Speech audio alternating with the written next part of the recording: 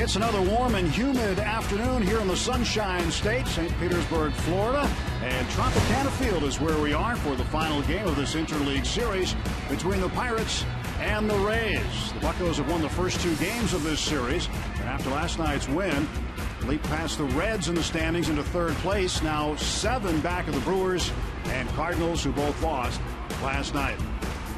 Hi again, everybody, with John Wehner. I'm Tim Neverett. Robbie Inspikowski will join us in a bit. The Pirates' starting pitching's been very good in June. It's given them chances to win, but so have the bats. The offense has been outstanding. Now the second highest batting average in the National League. But in June, John, the bats have been swinging.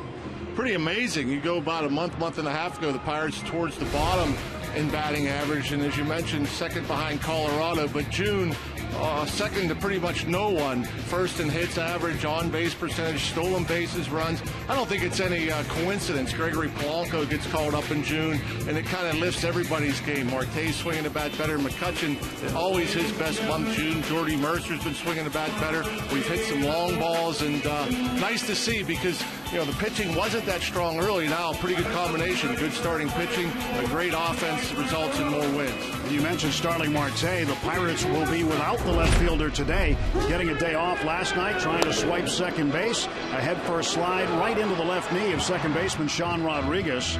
Marte had to leave the game due to concussion-like symptoms. This morning, he passed all his concussion tests.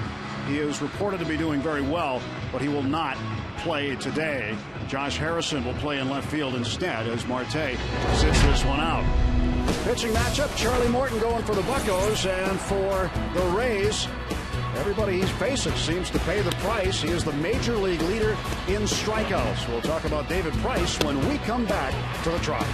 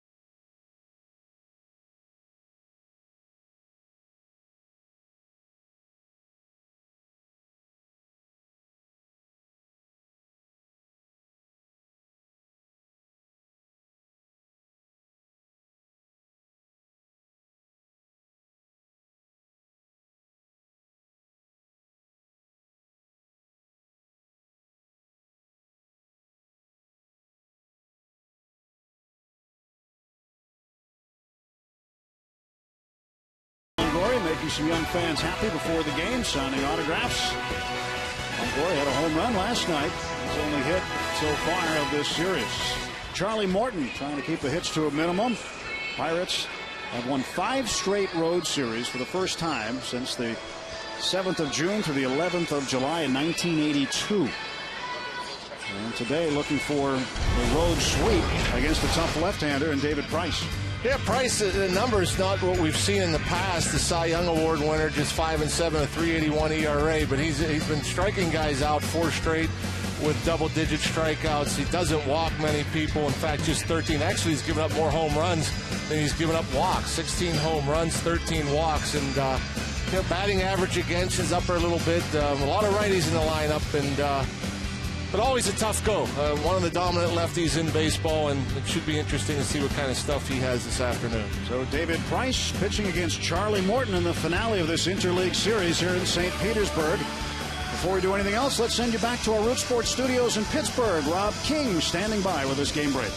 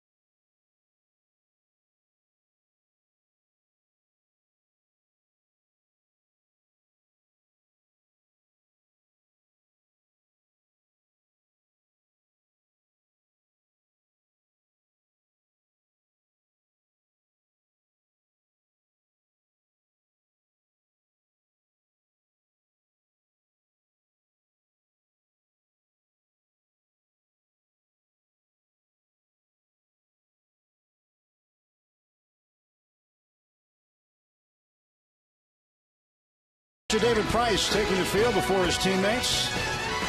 Price facing the Buccos today for the first time in his career. Let's take a look at the Toyota starting lineup for the Pirates. Gregory Polanco will lead off, and Josh Harrison hitting in the 2 spot, playing left field. His 42nd start of the season, and as a starter, he's hitting .322. Kutch bats third. Gabby Sanchez in the cleanup spot. Russell Martin will be the DH today. Jordy Mercer, then Neil Walker, batting right-handed, hitting lower in the lineup. Clint Barmas makes his first start at third base since 2008. And David Price getting ready to go here. You wonder what kind of mood he's going to be in, Rock. He said all these trade rumors have put him in a bad mood. Yeah, he doesn't want to hear about it. Not a whole lot you can do to control it. And so certainly I'm sure he doesn't want to answer all the questions. Just wants to go out and pitch. And never, you mentioned never facing the Pirates, except for in spring training. And so I think that might help the guys a little bit, having faced him some in the last several spring trainings. Defensively for Tampa Bay this afternoon, in the outfield left to right, Brandon Guyer, Desmond Jennings, and Kevin Kiermaier. Evan Longoria and Ben Zobrist on the left side of the infield. Logan Forsythe makes a start at second base, and Jose Molina for the second straight game is behind the plate catching Price. And Longoria gave the Rays some hope with his 8th inning 2-run home run last night. He now has 10 homers on the season. Manager Joe Madden, he can be unorthodox at times, but he is certainly well liked here in Tampa Bay. We're underway. A strike to Gregory Polanco. Polanco has reached base in every major league game so far. 13 straight games he has reached base, and in 12 of those games he's had a hit. Fouls this one off, and it's 0-2. A little late on that 91-mile-per-hour fastball. Price has been ramping it up of late, getting that fastball up towards the mid-90s. Last handful of starts, he's been averaging over 93. Stretch by Price. Molina sets up way outside. Here's the pitch. 1 ball, 2 strikes. That's about as far as you can go out. I mean, he was his glove was basically in the right-handed batter's box. Price against Polanco. Polanco 344, home runs, 6 runs batted in. And the 1-2. Strike 3 call. And that is strikeout number 1 for David Price. Recently recorded his 1,000th career strikeout. That was in his last start against Houston. 134th of the season. Those are big numbers. You saw back in the 90s, there were Randy Johnsons and Pedro Martinez and guys that were racking up 300. Kurt Schilling. You haven't seen that in a while. And almost on pace. And the pitch low to Josh Harrison. 4 straight games David Price has struck out double digits in hitters. He leads Major League Baseball in that category. 7 times this year he has had double digit strikeouts in a game. And strike to Harrison. 1 ball, 1 strike.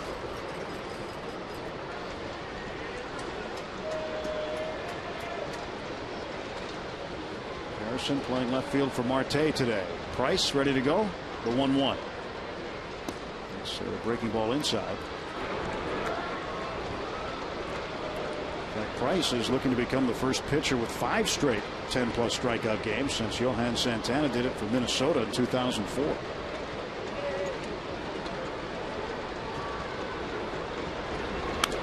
Josh fouls this one back.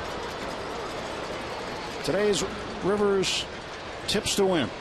Well, let's see what the righties can do against Price. Polanco, the only lefty in the lineup. League has hit the right-handers in the league have hit .252 against them with 12 homers. Keep bunching hits. I mentioned in the pregame show the Pirates have scored 14 runs this series on just 18 hits, so they've timed them well. And lastly, the good defense, 54 straight innings without an error, 5 double play balls turned here the first 2 games. Hopefully that'll continue. And the Rays continue to hit into double plays. They lead the majors in grounding into double plays. 3-2 pitch to Josh Harrison. And Harrison lines a single to center and a base hit.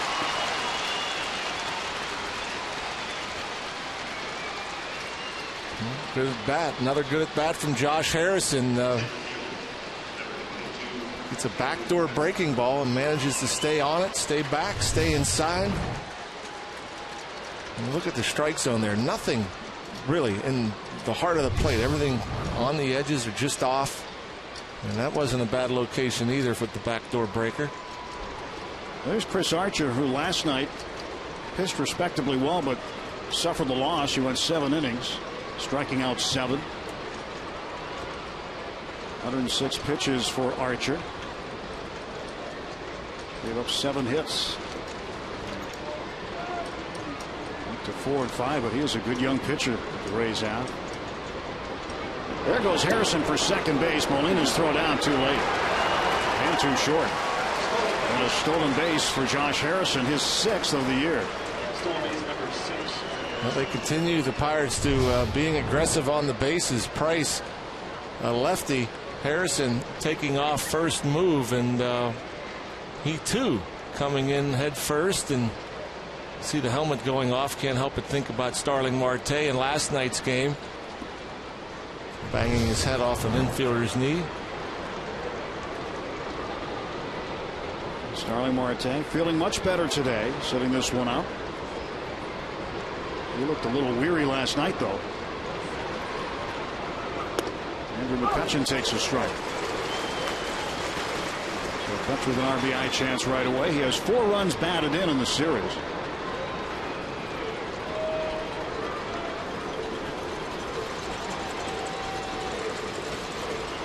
Well, the Pirates have been very aggressive running against Rays pitchers. And it didn't matter if it was Hannigan behind the plate or Molina. Molina the last 2 games. 0-2. 1 ball, 2 strikes. I wonder if it was just a decision by Madden or if something happened to Hannigan now. He was scratched yesterday, right? Right, just before the game. Hannigan was taken out, Molina put in. Is there no explanation? No. It's like hockey. And the 1-2 coming to Andrew McCutchen. Price strikes him out. 2 strikeouts in the inning for David Price. I think Andrew would like to have that one back. This was a hanging breaking ball. Price didn't want to leave it there. That's a pitch that Andrew McCutchen hammers more times than not. Thigh high, middle of the plate.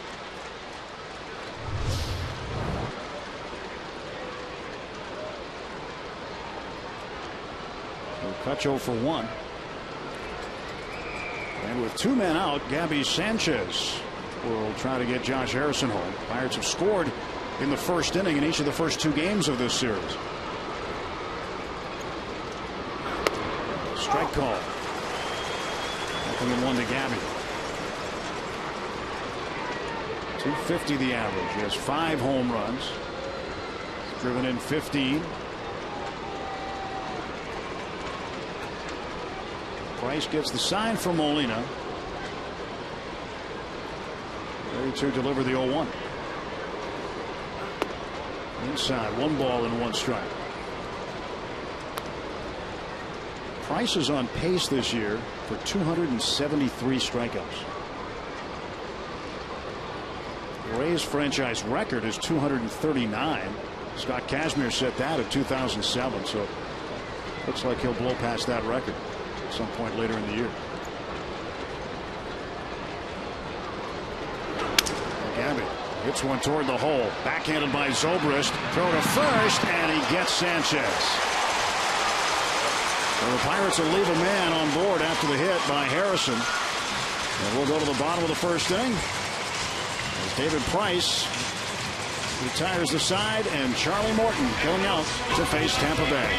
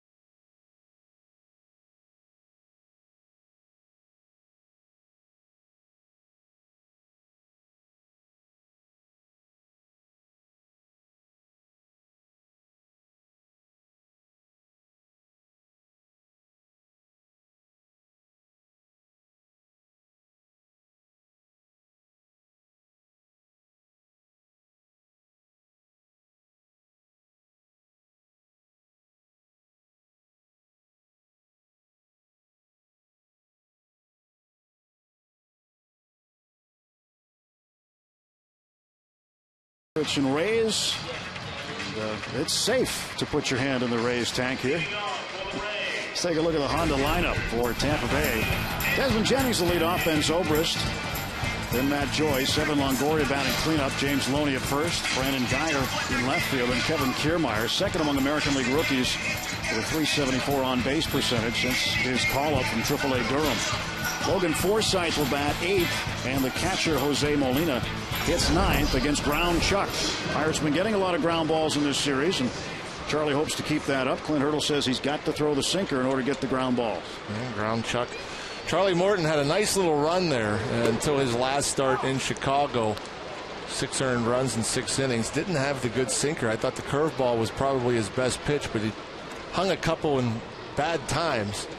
Led to some damage. And a base hit. So Jennings is aboard on the second pitch.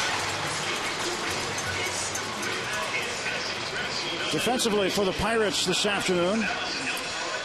In the outfield, Josh Harrison making the start in left field with McCutchen in center, Polanco in right. Clint Barnes is at third base today. Hasn't been there in quite some time. Jordy Mercer, Neil Walker, Gabby Sanchez with Chris Stewart catching. It has been since August of 2008 since Barnes was a member of the Colorado Rockies, since he has made a start at third base. Stewart in there for Russell Martin in this getaway day matinee. Early start, a lunchtime game. Glad you joined us. The oven mitt. It won't be long. I'm guessing that just about every base runner will not only have one but two. Throw to first base. Jennings looked like he might have been leaning a bit. He goes back to the bag with his glove hand, not his mitt. It looked like, you know, the kind of mittens you used to wear as a kid. Yeah. Out in the snow. It's got to be so weird. You know, what you're going to start seeing, too, you're going to start seeing longer oven mittens. You know, you never know. You get thrown out by like 2 or 3 inches. You know, you start getting the oven mitt about 1.5 feet long. And the throw to first, and Gabby put the tag down, but Jennings back safely.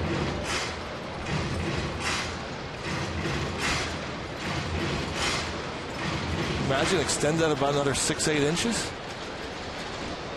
Yep, then we'll have another new rule.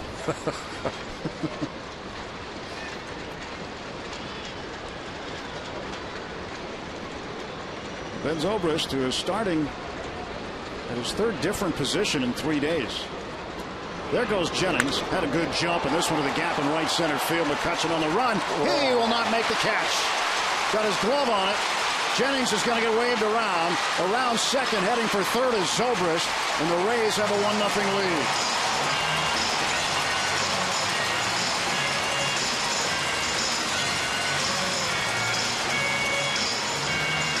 Second triple of the year for Zobrist, and his 16th RBI.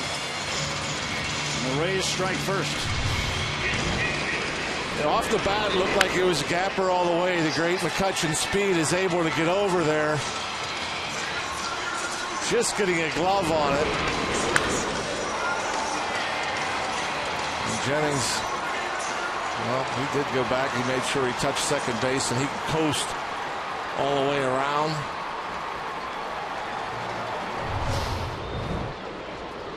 Matt Joyce, the designated hitter, takes a strike. Well, not the way Charlie wanted it to go at the beginning of the game today, certainly. Kutch did get to this ball, just didn't catch it. He's got a piece of the glove.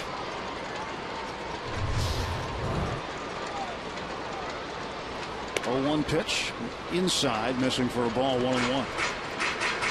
Charlie's last start against the Cubs, he allowed 6 earned runs and 2 home runs. Charlie had a pretty good run there for a while till that Cubs game. Strike 2 to Joyce. Interleague record for Charlie Morton is 1-5. His only interleague win came in his major league debut while with the Braves.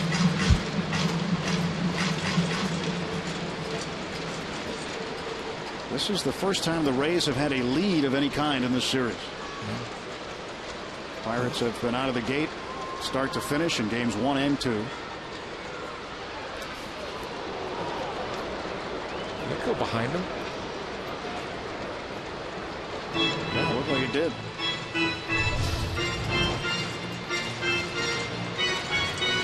Wow. How do you stop that? Like Michael Vallier, like. Yeah. Yeah, Mike's in the booth with us today. He's going to join us on the air in the top of the third. Joyce fouls it back. Spanky made the long commute from Bradenton today. Yeah.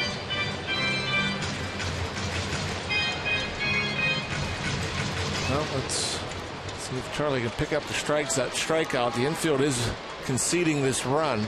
2-2 pitch. Got him. Swing and a miss, and Joyce down on strikes. So 1 out. Yeah, the big curveball. Wiffle ball like. That thing starts off the plate, ends up on the inner third.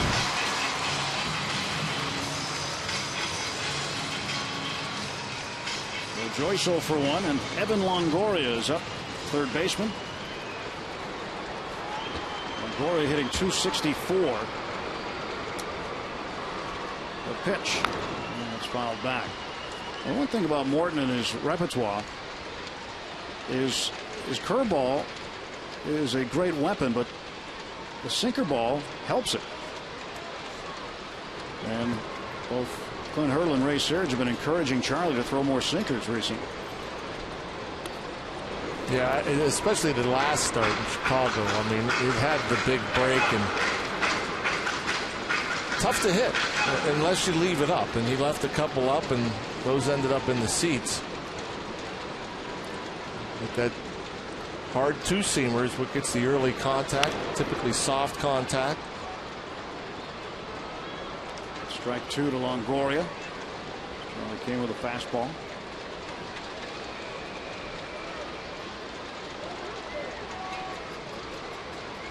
Well, they got their seats upgraded. Sit on the beach inside the ballpark. 1-2. And a ground ball to the left side. That'll get the run in. And it'll get Longoria to first base on the error by Mercer. So the Pirates not off to a good start today. The good news is there's a ton of time left in this game. A little surprised he came back in with the sinker. Thought maybe he'd try to get him swinging at that good curveball. And Longoria makes an adjustment, stays inside. Jordy Mercer got caught a little bit in between. That ball was on its way up. Handcuffed him. Longoria will be credited with an RBI as Zobrist scores easily. Saw that from last night, Longoria, the home run he hit off a Locke. Locke was pounding him in pretty much all day, pounding him in that particular bat twice, and Longoria adjusted on a pitch down and off the plate and put it in the seats. Kind of did the same thing there to Charlie Morton. He's got a sinker in, got out in front of it, hooked it foul, and then with 2 strikes, shortened up. Did a nice job of working the ball towards the middle to bring Zobrist home. James Loney takes outside. Pirates early in the series played Loney differently defensively, but he started hitting away from the shift to the opposite field, so the Pirates had to make a defensive adjustment on it. And instead of having just one defender on the left side of the infield, now 2. You see Mercer close to second base, Barmes in the hole. 1 out, 1 on. Longoria, big jump, and that one is slapped foul, out of play. Teams will try to run against Charlie.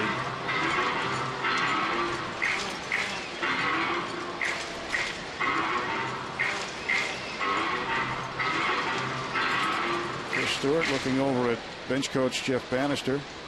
Get signs on what they want to do with the running game. 4 out of 23 for Stewart. Go first, and Longoria just got back. It's going in the wrong direction. Talking to first base coach George Hendrick. A little lean. Pretty close.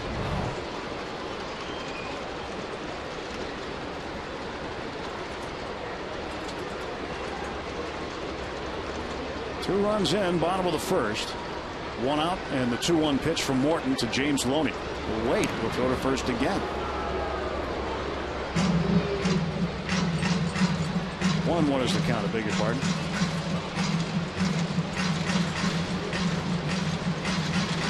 Bannister communicating with the fielders.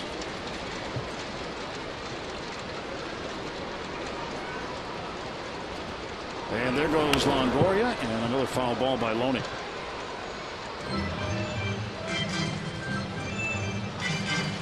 Longoria getting his running in.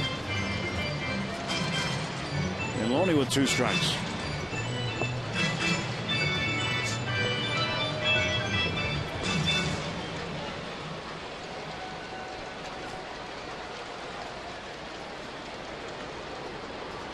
James Loney, the former Dodger, looking out at Charlie Morton. 1 ball, 2 strike pitch coming. 2-2.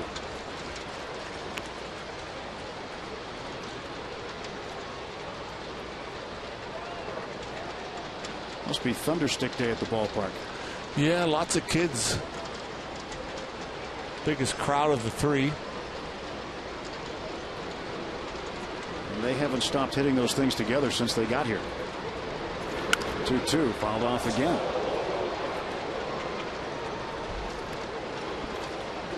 It echoes in here. Yeah, I mean, they play the music. I don't know if there's any place louder. And when they don't, I don't know if there's another place quieter. Although today, with the Thundersticks, a little more racket.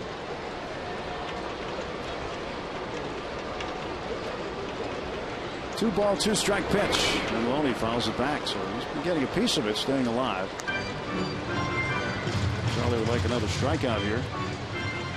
Yeah, there was, when you looked at Charlie Morton, you know, before the Tommy John surgery and just after, you would see 75% sinkers, you know, and so you'd see the earlier contact. You know, I know Ray Searage, Clint Hurdle like to mention when, you know, 3 pitches or less, the at-bats, I think they prefer the earlier, the quicker contact, and maybe why they're encouraging him to throw more sinkers, because he has a good curveball, but he has been going to it a lot. But we've also seen higher pitch counts and longer innings.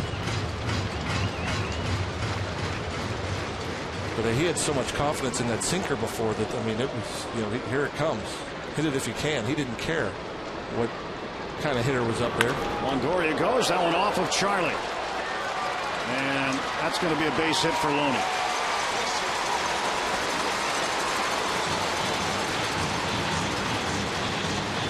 It looked like off the bat we were going to get a break, because with the runner going, he had Mercer going over to cover the bag, so it probably would have rolled right to him, right on the bag. He could have touched second base, turn 2. Actually, it was Walker covering the bag, but hit the inside of that right leg, and Morton thought maybe he'd have a chance there to hustle over and flip to Gabby. Charlie says he's okay. He sends the trainer and manager back to the dugout. Tomczyk came out along with Clint Hurdle, and Charlie telling everybody he's okay, so he'll continue on. So bad luck base hit, and Loney aboard. 3 hits in the inning and an error so far. 2 runs in for Tampa Bay. And this will be Brandon Guyer coming up. Guyer, the left fielder, was hitting in the 3 spot the last couple of games. 2 on and 1 out. And 1 strike to Guyer. And you don't want to give up a big hit here. You want to shut this inning down. David Price, one of the better lefties in baseball. It's tough to come back on him. The 2 runs is manageable. You make it 3, 4, 5. It's going to be a long day.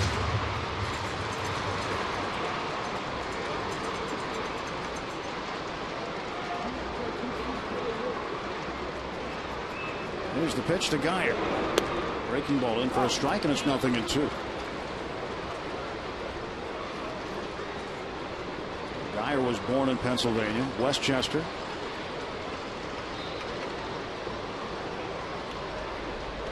He waits at the plate, and Charlie, checking the runners, delivers. Ball and 2 strikes. This is the 3rd American League club Charlie has pitched against this year. He's pitched against Baltimore and the Yankees, both on the road, and both as part of doubleheaders.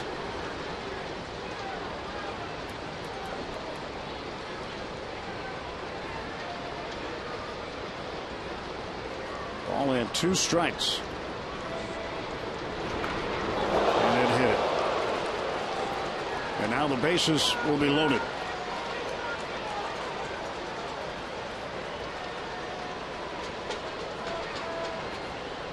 So it is starting to appear like it is going from bad to worse for Charlie Morton in the 1st inning. Dyer starts to offer. It's in that right upper arm. Not much a trainer can do for you other than squeeze it and rub it.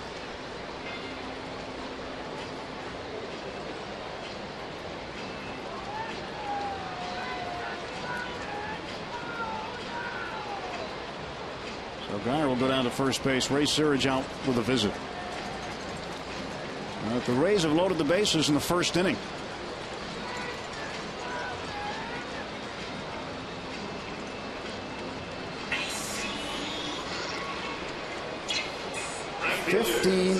Hit batsman, most in Major League Baseball. Scott Feldman of the Astros next, along with Justin Masterson of Cleveland. But really nobody else close to Charlie Morton. See, pitches in so much, especially the lefties, and he has that big breaking ball. I've seen a few back foot breakers that hit guys. 2-seamer in on righties that we just saw. Kevin Kiermaier at the plate, bounces this one foul.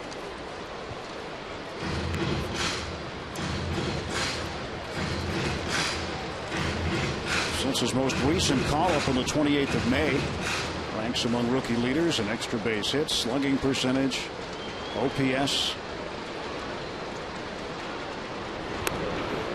And strike call. It's 0-2.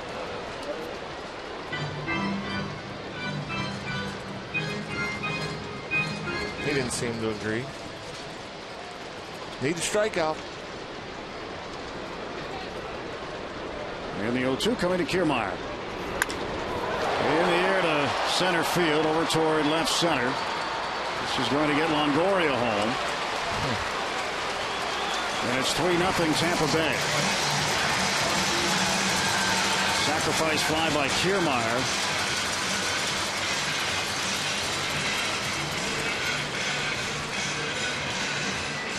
Not a good defensive play by Andrew McCutchen. A fly ball, his momentum kind of taking him till third, and I think if he grabs it and throws it in right away, he probably leaves the runner Loney at second base. But Loney kind of waited and saw that McCutchen took these extra 3 or 4 steps before he threw it, and so when you take the extra steps, you throw it in. Loney's going to get there easily, and then the runner from first can trot into second just as easily. And a ground ball to short. Mercer there. And he throws out Logan Forsythe. 8 men come to the plate in the bottom of the 1st inning. 3 of them score. 3-0 Rays heading to the 2nd.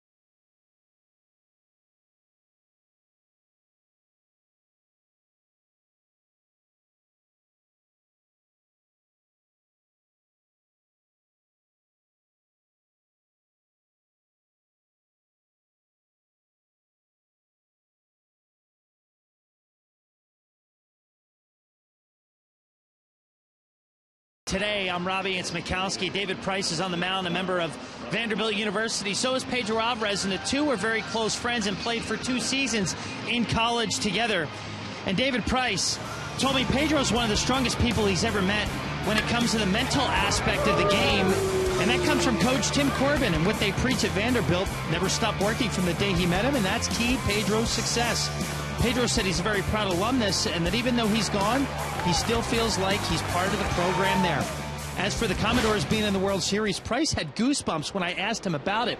And Pedro and Price, workout buddies in the offseason there, and the current guys are always in the cage with Pedro and Price when they take their workouts. And as for the music in the background, it's techno. And get this, Tim, Price became a fan of techno music because of Pedro Alvarez, and Pedro is always sending him new songs to add to his playlist. And it got to the point, get this, they busted the speakers in the batting cage last offseason. So I don't know if they replaced them or not, but they definitely did. But Vanderbilt tonight, both guys going to be watching it. Game 3 of the College World Series against Virginia, the deciding game. Yeah, they'll be watching. And also the left fielder for the Rays, Brandon Guyer, will be watching. He went to Virginia. So he and Price have a wager on it, which they did not disclose. Friendly wager among themselves. Sure, it was a gentleman's bet. 2-0 pitch to Russell Martin, who's the DH today.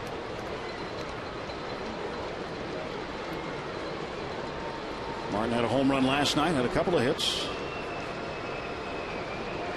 His home run proved to be the difference maker. Pirates had a comfortable lead at one point, but the Rays put up runs in the 8th and 9th. 4 runs over the last 2 innings to make it a 1-run ball game. Now the Pirates have a base run. Martin, a leadoff walk. A rare walk from David Price. Just his 14th of the year. Pretty impressive strikeout to walk ratio coming in, 10-1. 10 strikeouts to every 1 walk.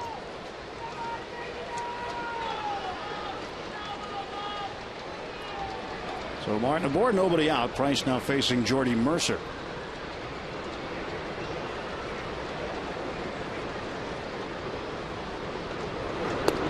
Pitch in there for a strike. Let's take a look at our Barrel Automotive League leaders stats. Strikeout to walk ratio, and David Price on top of the list. Phil Hughes of the Twins next. Masahiro Tanaka third. King Felix and Steven Strasburg on the list.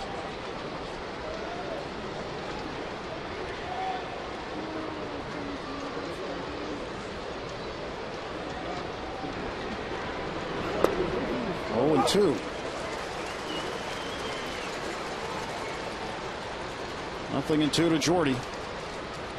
There you go, up there, you look for the velocity, and then he flips a breaking ball in the inside corner, and then he throws a little off-speed pitch to the outside corner. It's good pitching. Mercer went 1 for 4 last night. Fouls the 0-2 back. Oh, it looked like he tried to split the difference on that pitch. Yeah, pitching backwards. Soft to hard. Tried to sneak that heater by him.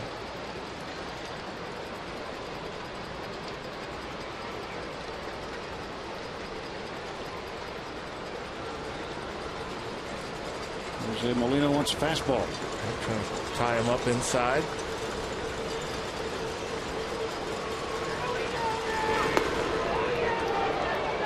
A little bit too far in. Put it right where his catcher wanted it.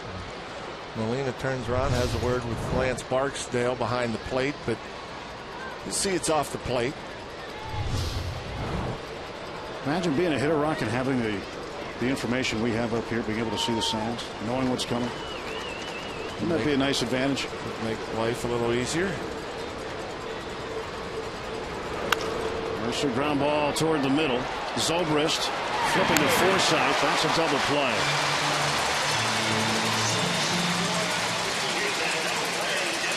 So the Rays, who don't turn many of them, have turned one here.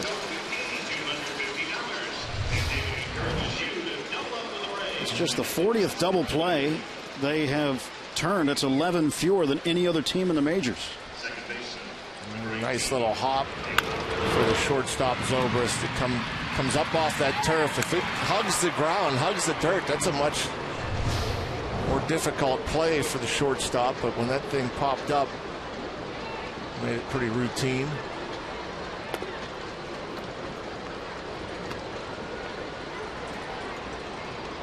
Walker batting right-handed against the lefty Price. Activated from the disabled list yesterday. That prompted the move where the Pirates outrighted Jose Tabata to AAA. And Tabata had to clear waivers in order to do that. And he had been placed on waivers a few days ahead of time. So once he had cleared, he was eligible to be outrighted.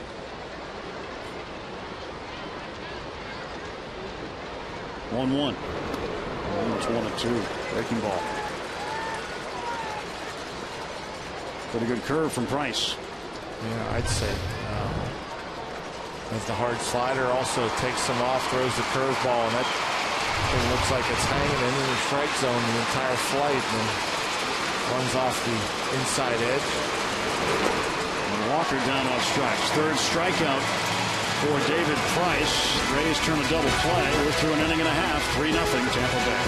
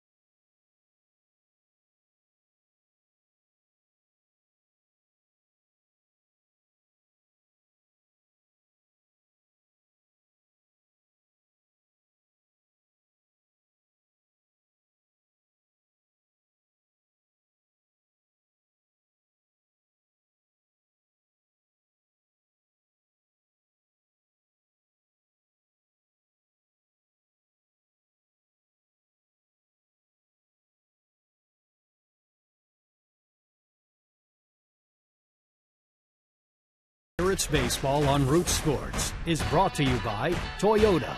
Now's the time to go places with Toyota. Visit buyatoyota.com for special offers. And by PNC Bank. Know where you stand with PNC Total Insight. Let's go Bucks! Well, Garrett Cole, he's going to pitch Saturday. He will be activated and pitch against the Mets on Saturday. Clint Hurdle giving us the word earlier today. Rays ahead of the Pirates 3-0. We head to the bottom of the second inning, and Charlie Morton facing the number 9 hitter, Jose Molina. And then Desmond Jennings will come back up at his second at bat in as many innings. Molina 162 average. Older brother of Yadier Molina of the Cardinals. Bad enough catchers take a beating when they're behind the plate, but when you're at the plate and get that sinker and foul it off your shin, just another bruise.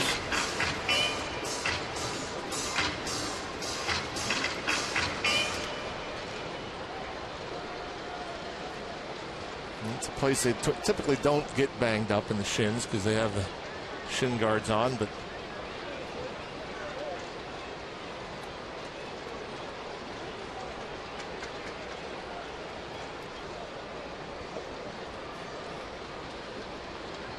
so Jose just making sure it's right. He doesn't want to lose any steps down to first. he's smart enough to not let the trainer come out, though. 0-2 pitch. Popped up. And Neil Walker staring up into the white ceiling.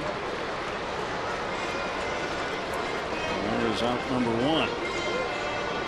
This ceiling's tough enough during night games. We saw that with Polanco losing one in the 5th inning off the bat of Forsythe. But a daytime game with the sun coming through that roof.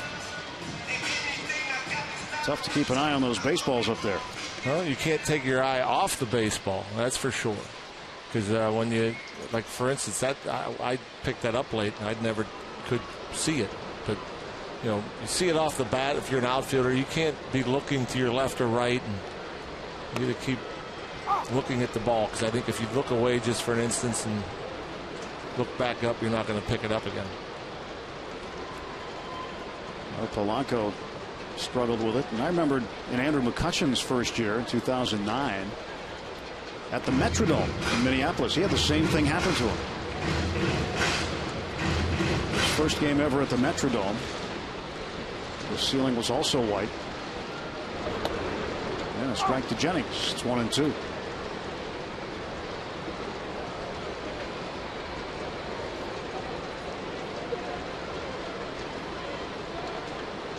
I guess it would be tough to play football in there with a football colored ceiling. Tough for the receivers and kick returns. And Jennings down on strikes, and they're 2 away in the Rays' half of the 2nd inning. Well, Pirates fans, it's that time again. Show us how you root for the Bucks. Be our AT&T fan photo of the day.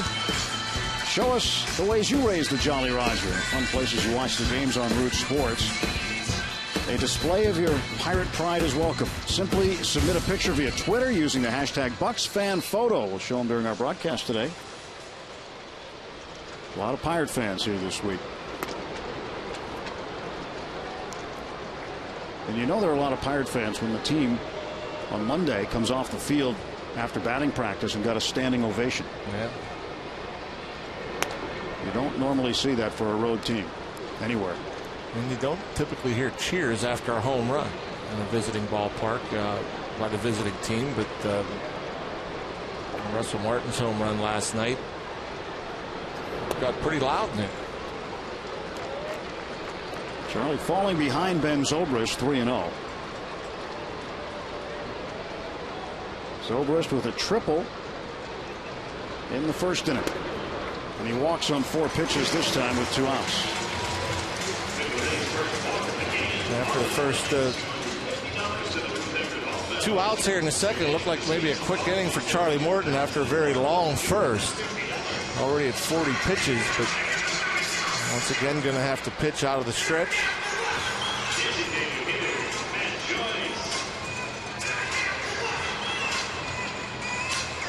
At 2 outs, bottom of the 2nd. And we're going to visit with Mike LaValliere. Spanky's with us in the booth. He'll join us in the top of the 3rd. There's Matt Joyce. He struck out swinging in the 1st.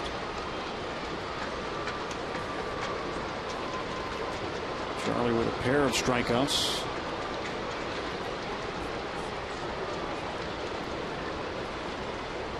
And Charlie and Chris Stewart wanting to get on the same page. Well, for the most part, Charlie's only throwing 2 pitches. He does have the split change that he doesn't throw all that often, so it's either sinker in, sinker away, or the breaking ball.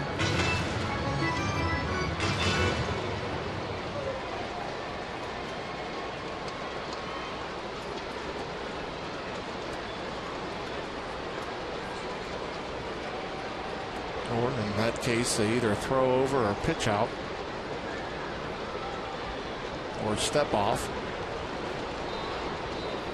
That was option C. Yeah, I think there's only 3 signs that that Manny will give the catcher. I'm guessing horns 1 is a throw over, horns 2 would be a pitch out, horns 3 would be the step off. Throw over.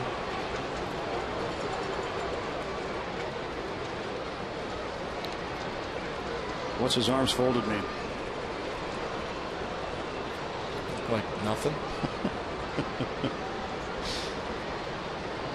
Means he gave the sign before we came to it. Big swing and a miss there. Or it could mean, hey, thanks, Rock, for giving the signs out. Well, They're not banning signs. They're just the universal catching signs. There's banning signs.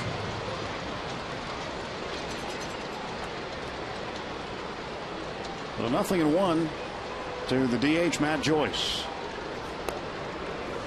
1 ball and 1 strike.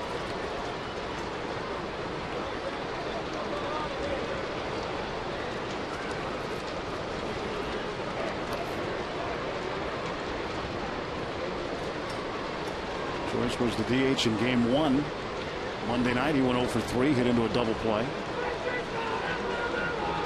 Pinch hit last night made him out. And Charlie goes over, and back is Zobrist.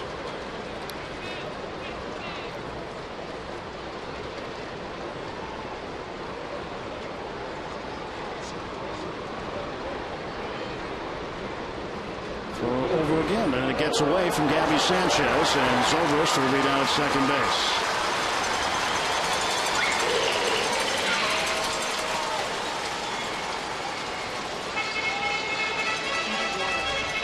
So an error charged to Charlie Morton. Second error of the game on the Pirates. They gave that to Charlie.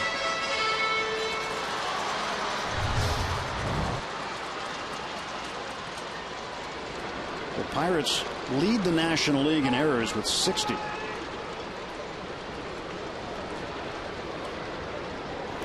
And a swing and a miss, 1-2. Yeah, they've been playing a solid defense and errorless in their last 54 innings coming into today.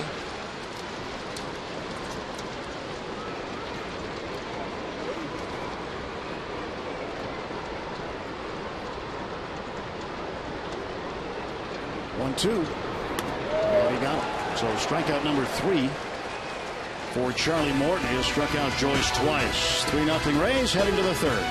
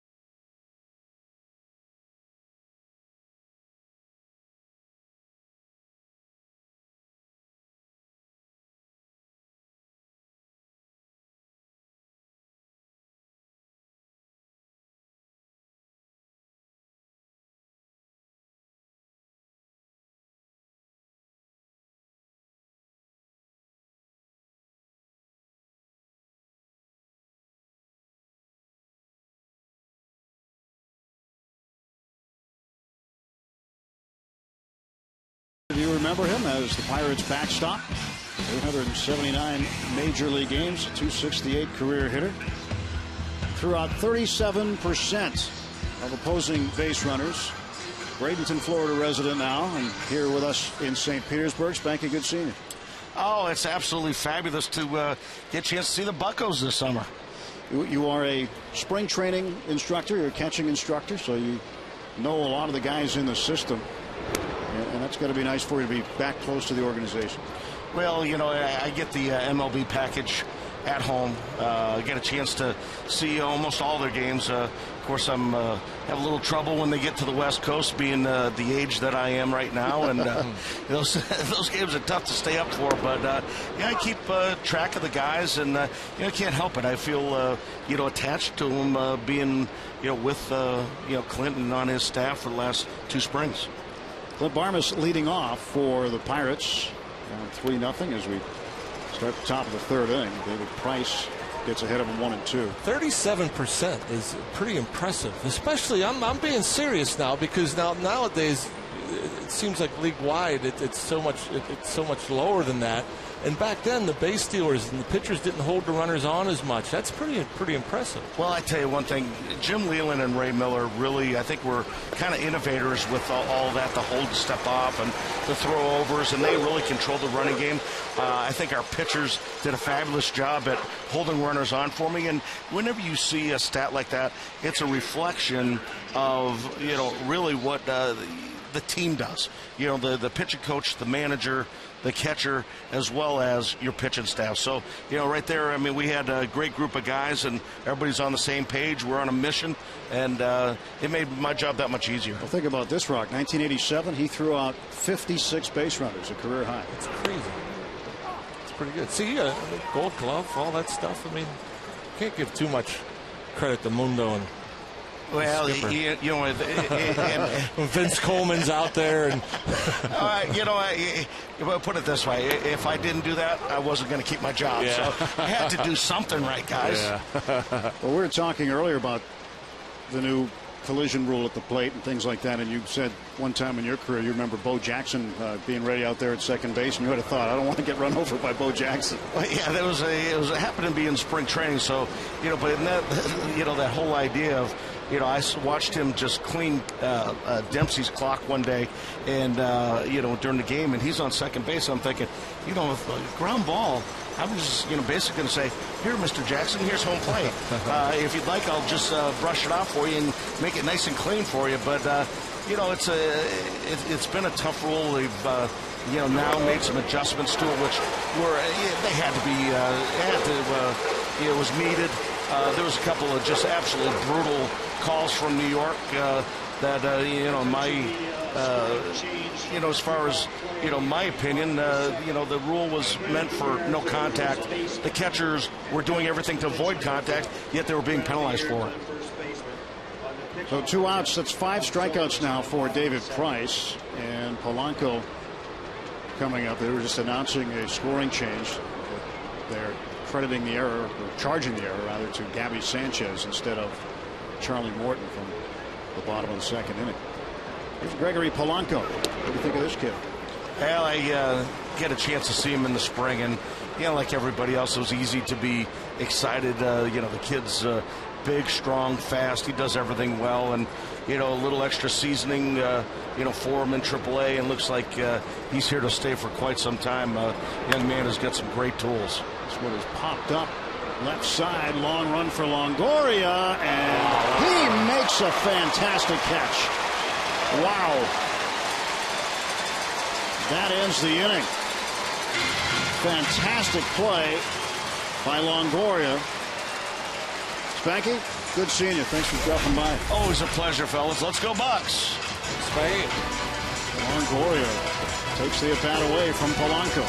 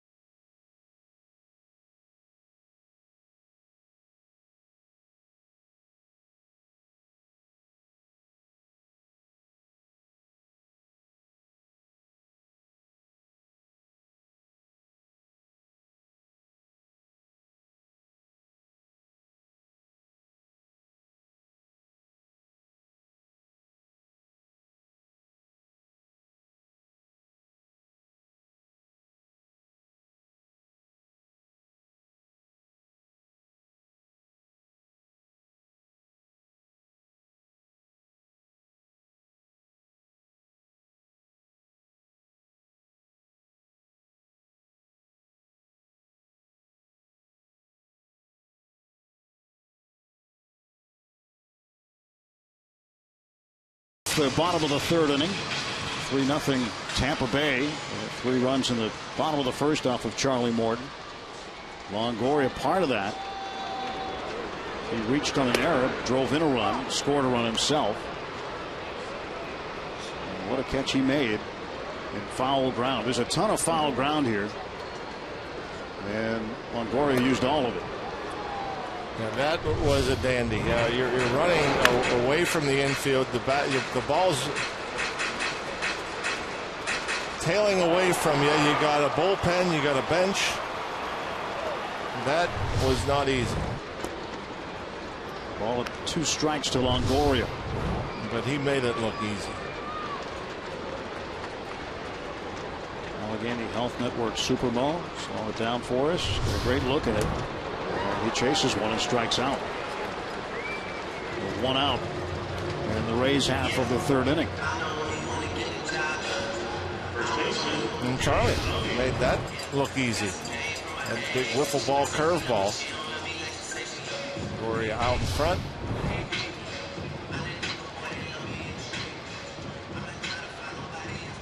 Like his haircut? I like the haircut. I'm not a big fan of the dye job. It's a racing stripe, isn't it?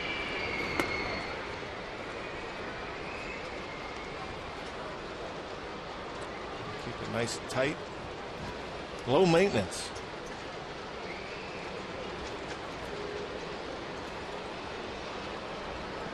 The 1-0 pitch. That's up high.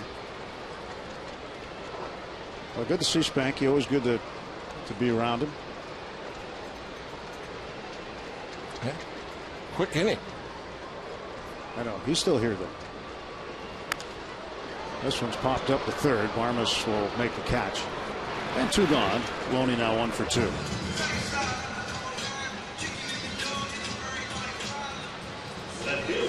Fans, you can follow every Pirates game with MLB.com at bat on your favorite mobile phone or tablet.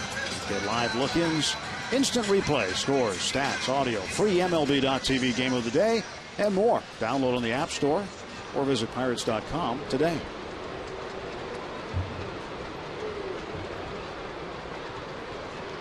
Pedro not on the lineup today against the left-hander. So here is Geyer. Geyer was hit by a pitch to load the bases in the first inning.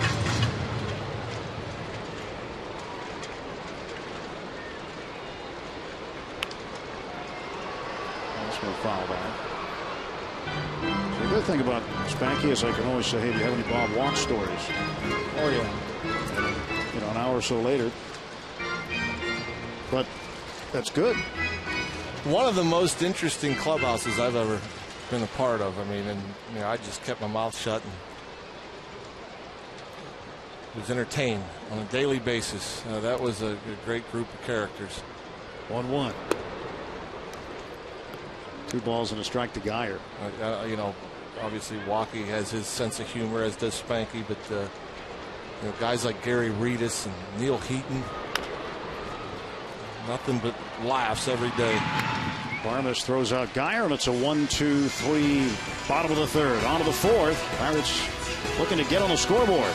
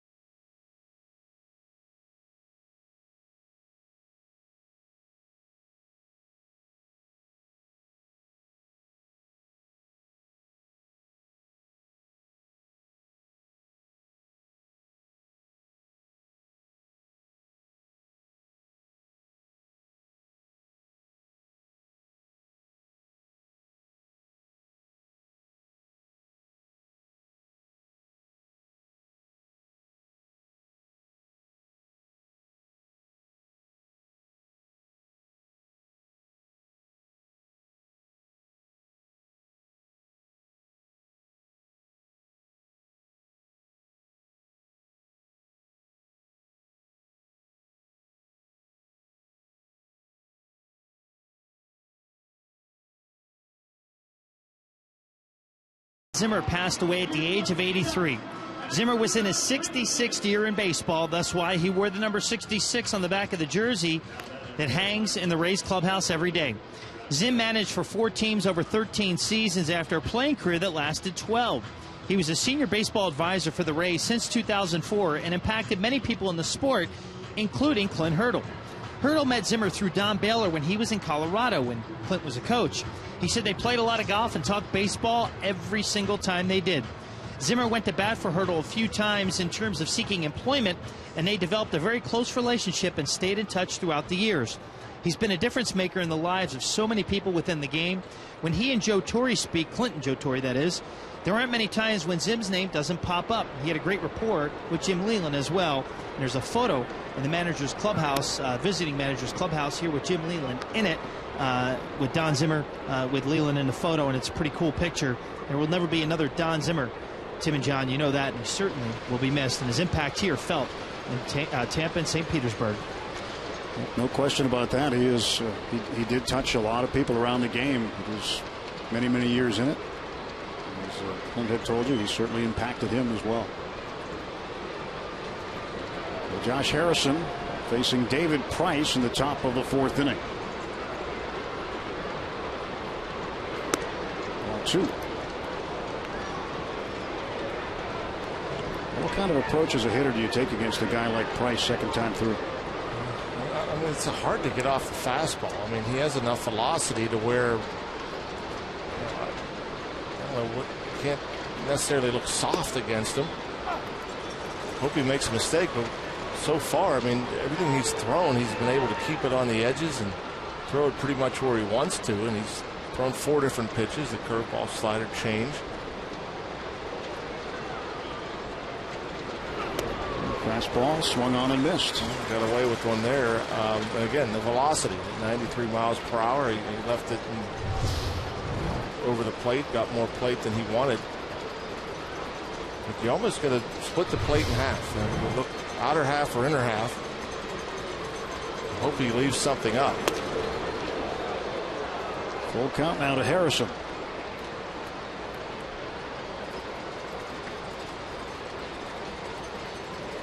Josh, we've seen him hit home runs for the most part. They've been on the inner half. You can turn on them.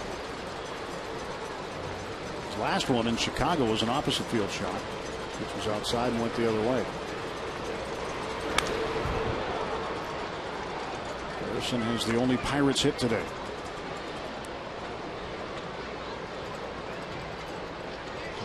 He got a little backdoor slider back in the first and able to slap it in the center.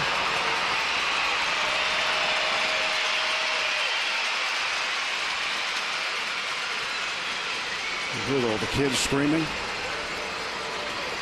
They put a video of Homer Simpson up on the big screen and it said scream, so they all did. Harrison is out. Longoria throws him out. There's one gone for the Pirates in the 4th. I'm wondering where all the kids are coming from. School's out, right? Summer camps, maybe. Park and Recreation Day.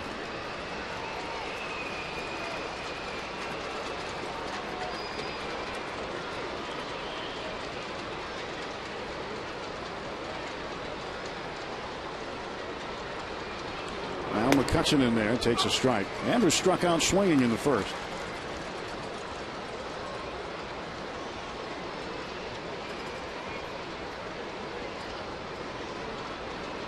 Buccos looking for a base runner. They've had just 2. And a hard shot down to Longoria. 2 down.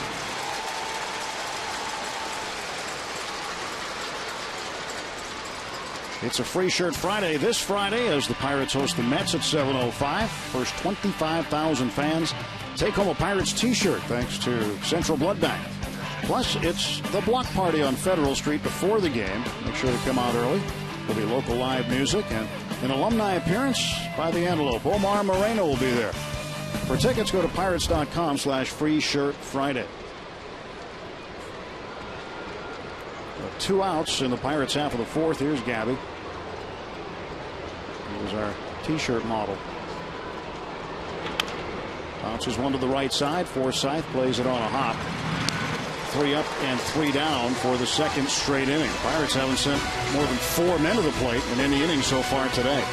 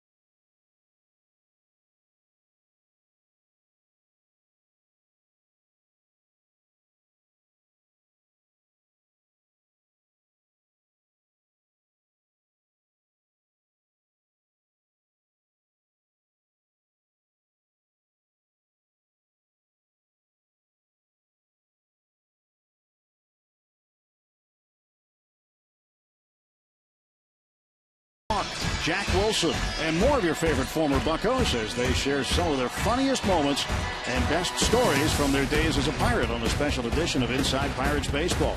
The best of Pirates tales. Friday at 6 p.m. on Root Sports. The Palladino family loves the Buccos and Root Sports. Thank you from the Palladino family. We're here today for this Getaway Day matinee. Kevin Kiermaier getting ready to come to the plate for Tampa Bay. Pirates offensively not getting it done against David Price so far. Charlie Morton, after his 3-run first inning, has settled down at a 1-2-3 third and delivers a strike to Kiermaier. I gotta wish a happy birthday to a big Pirate fan from Murraysville, John Smith. He turned 72 Monday.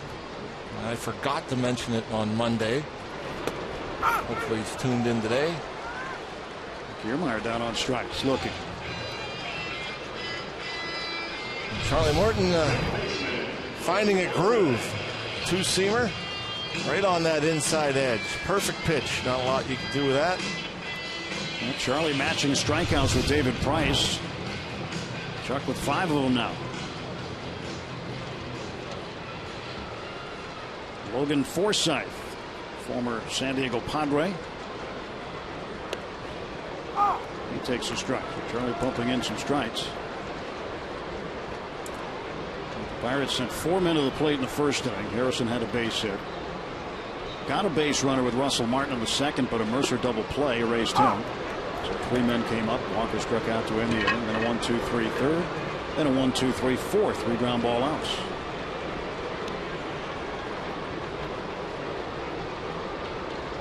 Be the 61st pitch for Charlie. And the ball of 2 strikes to Forsythe.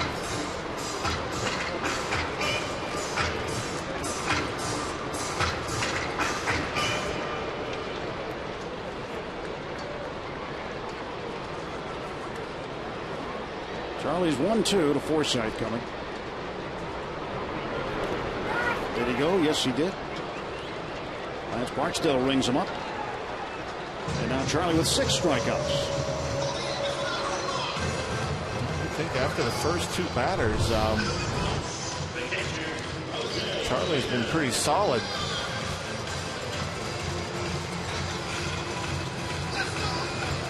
Just getting that barrel out there enough. Typically you see that home plate umpire look for help in those situations. Not much of an argument from Forsythe. Molina fouls this one off. Molina had a double in the 5th inning yesterday, and that snapped a 45-game drought without an extra base hit. He had not had an extra base hit since September 23rd of last season against the Baltimore Orioles. It was a double. It almost wasn't a double. Not the fastest guy in the world, and that ball for any other player was a stand-up double at the very least. Starling Marte had to go a long way. A strong throw made it close. An opposite field single for Molina. 2-out base hit. 4th hit for the Rays.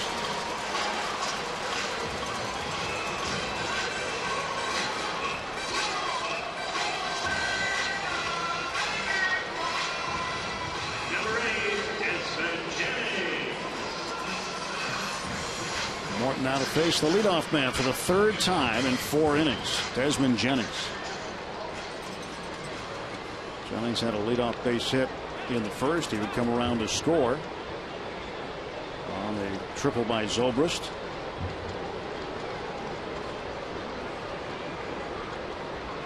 Molina. Pirates are not going to hold on. You got Gabby Sanchez playing behind him. And a strike to Jennings.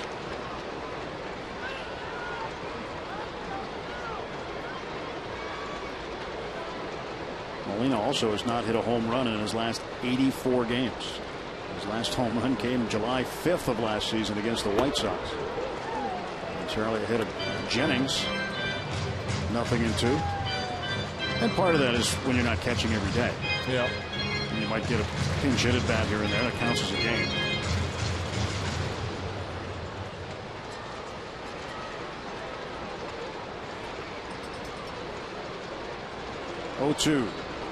Jennings, a ground ball to short. Mercer flips on to Walker to get the force of Molina. 2 strikeouts in the inning for Charlie Morton. Pirates to the bat rack in the 5th.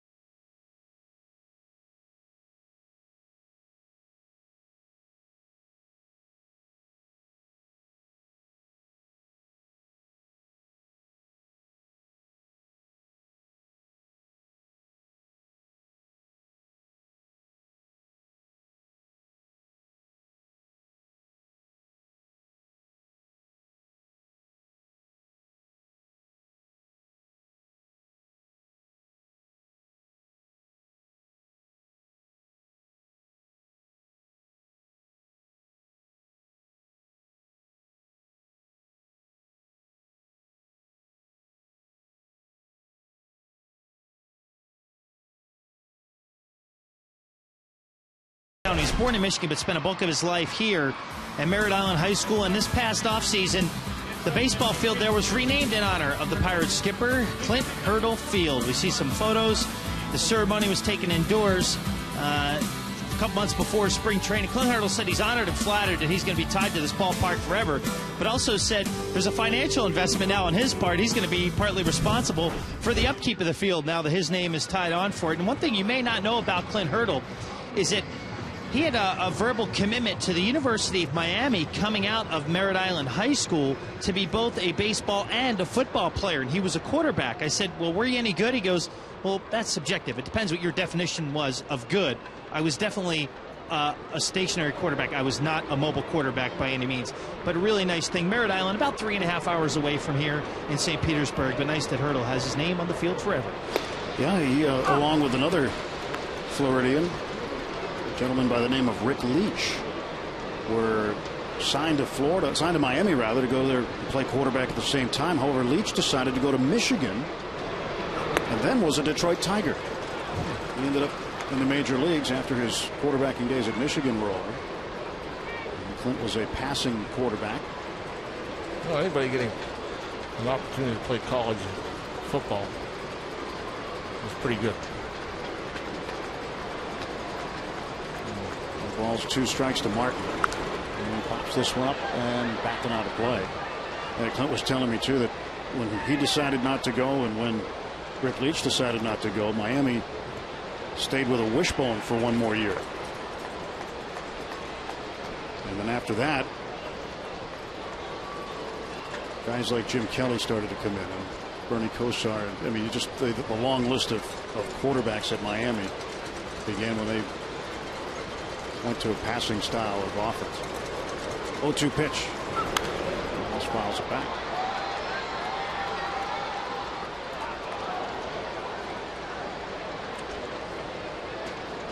Martin, a pretty good athlete. We've been watching him play another kind of football. Soccer. Yeah, always having some fun kicking the ball around. Looks like he knows what he's doing. The 0-2 pitch to Russ.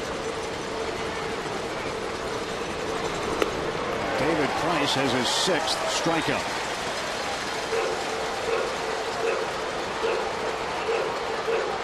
Major league leader in strikeouts, now with 139. He's got the velocity, 94 miles per hour, and the location. He's basically throwing it wherever he wants to. We mentioned it early on today and mention it again. He says he's bothered by all the trade rumors, but doesn't appear to be pitching like he's bothered much by them right now. If he's auditioning, he really doesn't need to audition, but he's putting on a show so far. Yeah, I think a starting pitcher probably, if you're rumored to be traded, would be a little more difficult than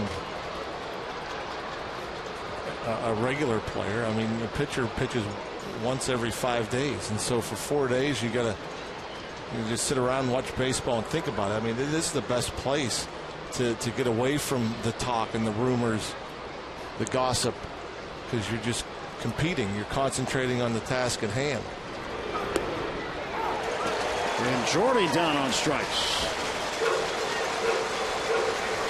Strikeout number 7. Again, look where Molina's set up. Look where the ball ends up. Pretty much right where he wanted it.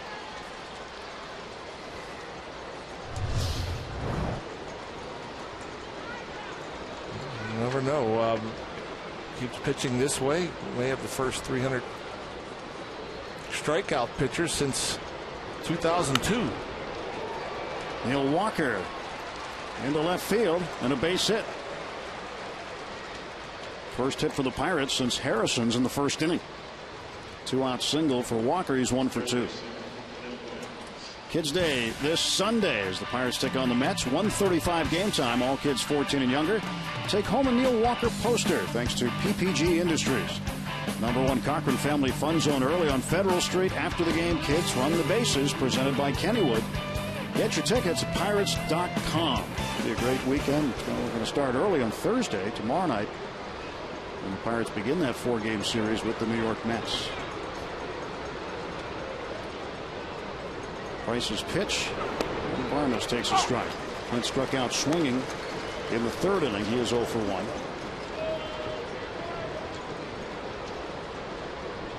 So David Price with 4 straight double-digit strikeout games, a club record.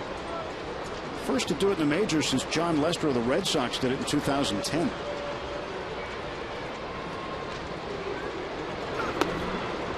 One to Barnes. He has had 21 career double-digit strikeout games.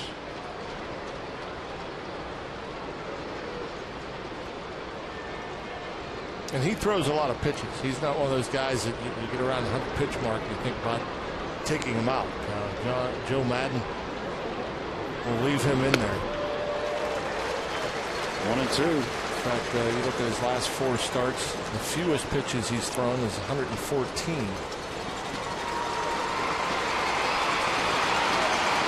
Most this year, 119. A 1-2 to Barnes. Walker off at first base, 2 down.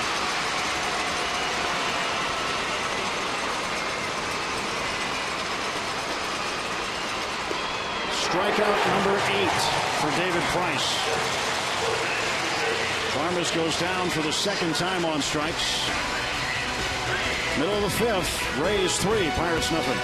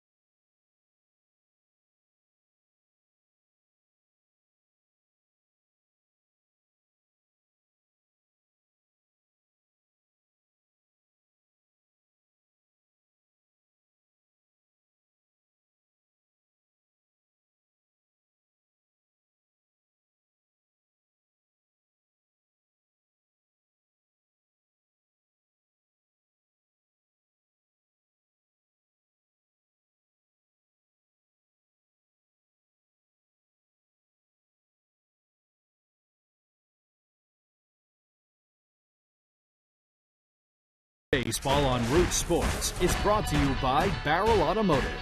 We're driven to be better. And by Levin Furniture, proudly featuring solid wood American-made Amish furniture. For furniture that lasts, shop Levin.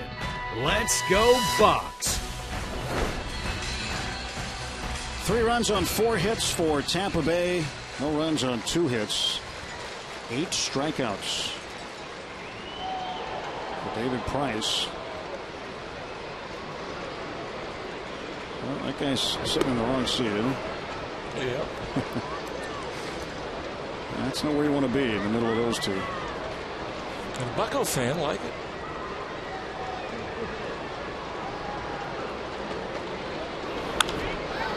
Zobrist launches one out to right field. That is foul. Up into the rainbow of young fans today on their camp t-shirts, different colors.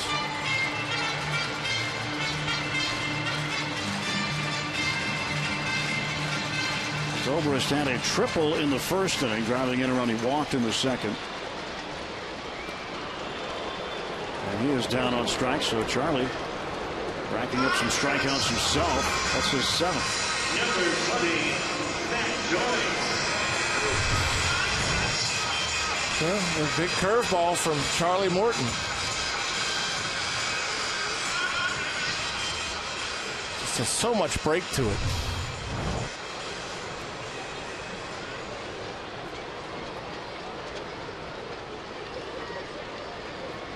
There is the pitch on the way to Matt Joyce. Joyce has struck out twice swinging.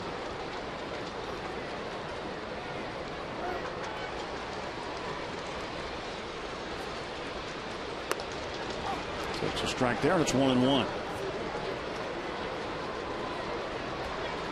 Joyce, one of the stronger hitters on this lineup in terms of power.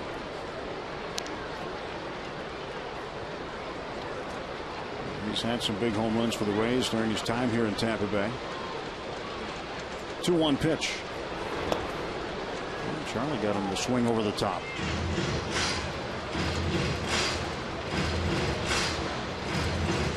Since the first inning, Rock, Charlie's been a different pitcher. Yeah. Had command of that breaking ball and throwing some sinkers right there on getting that inside part of the plate. And Charlie, he hasn't been getting the ground balls this year like he has in the past. And take a look at the UPMC Sports Medicine strike zone. No, he wanted it. Bouncer to Gabby.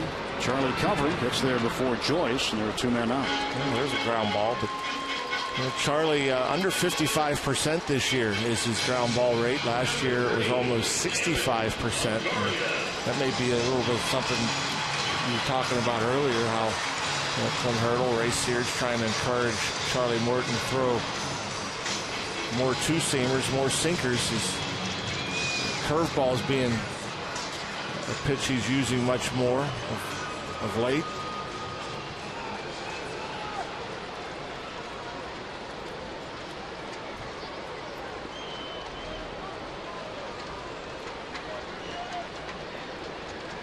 Longoria is 0 for 2. Reached in an error in the first inning.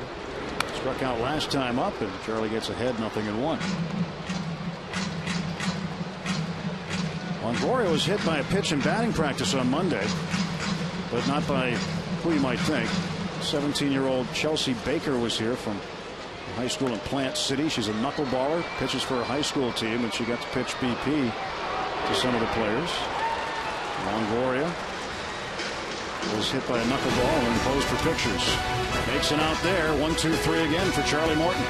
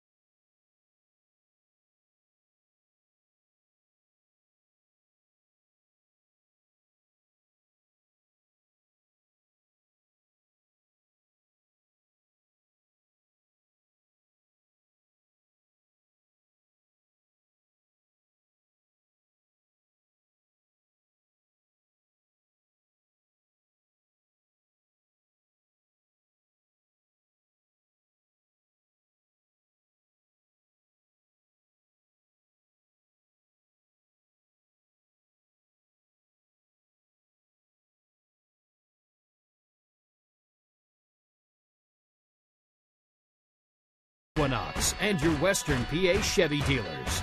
And by Day Automotive, we're going to make your day. Let's go Bucks!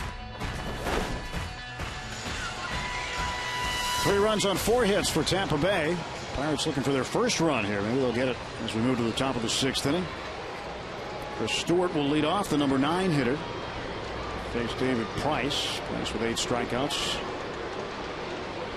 Looks like he's on his way to another double-digit strikeout game. There's 2 hits given up so far, 1 walk. Just 63 pitches with those 8 strikeouts.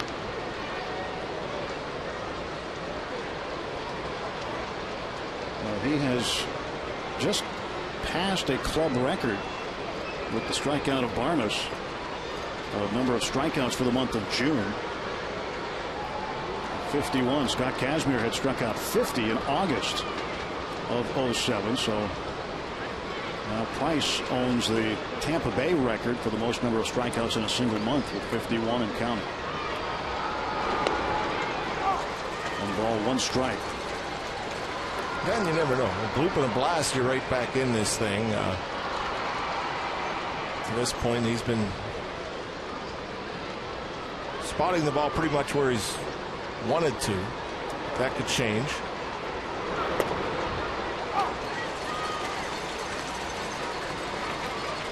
The cutter that time, and it's 1 ball and 2 strikes to Chris Stewart. Stewart 0 for 1.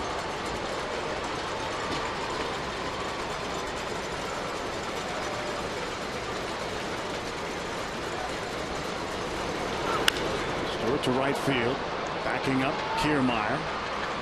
1 out.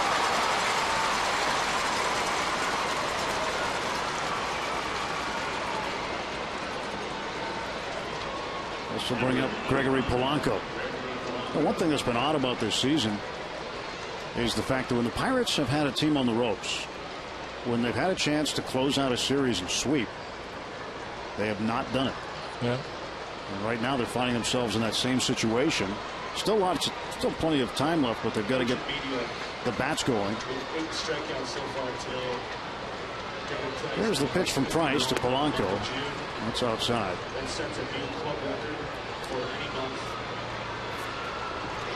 1-0 to Polanco. He's yet to get on base.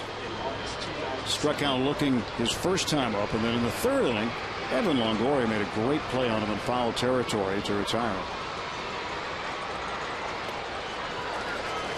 1-1 to Polanco. A little bit of an awkward swing there from Gregory.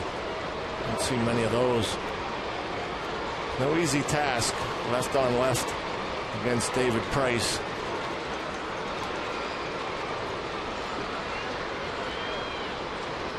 One pitch. Outside. 2-1 to Polanco.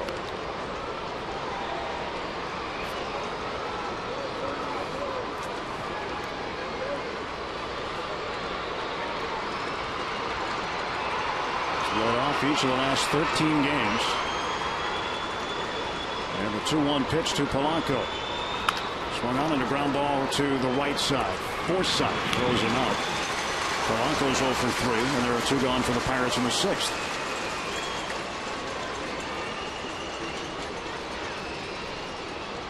Pretty rare.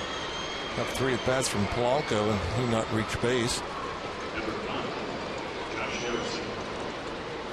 David Price continues to mow him down so far throughout this portion of the game.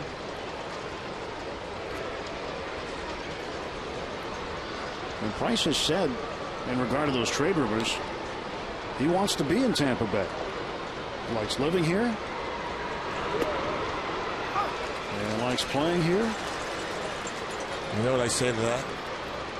What's that? Sign long term to a team-friendly contract, and you could stay here the rest of your life. And your lifestyle won't change one bit. Well, you're right.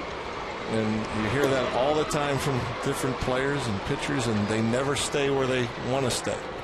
They always go where the biggest contract is.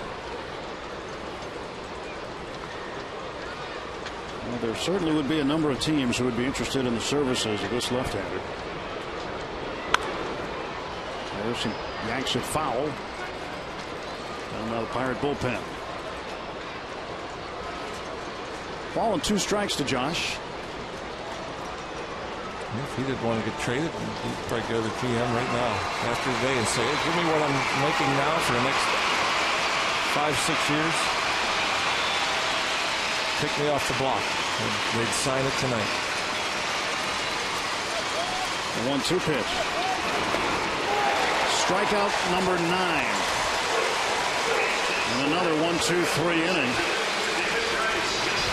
David Price in command for the Rays this afternoon.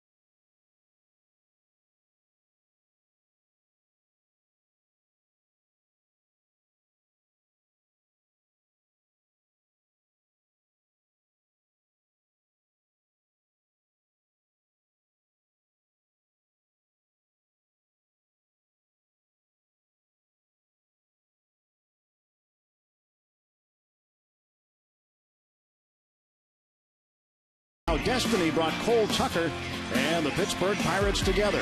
Head to PNC Park to take BP with Steelers quarterback Ben Roethlisberger and much more. It's Inside Pirates Baseball, presented by Allegheny Health Network. Today after postgame on Root Sports. Along with John Wayner and Robbie Ince-Mikowski, Tim Neverett inside Tropicana Field in St. Petersburg, Florida. Now quiet for the Pirate bats today, just 2 hits. Bottom of the 6th inning, and James Loney. First ball swinging, bounces one to first. And Loney is 1 for 3, 1 out. Charlie's been rolling along. He's given up just 1 hit since the 1st inning. And Loney had that hit. Molina is hitting the 4th, the only other one since Loney's in the 1st.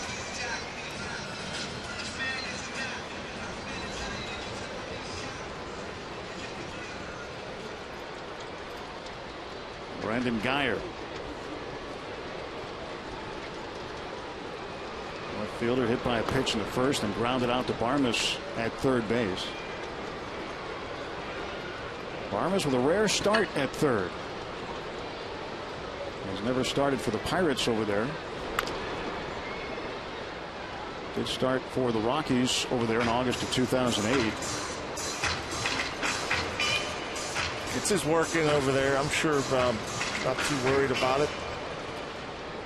Barmes with that good glove. Probably like to get a ground ball though. Guess he has had one. But when he's in the game, he wants the action. Doesn't matter where he's at.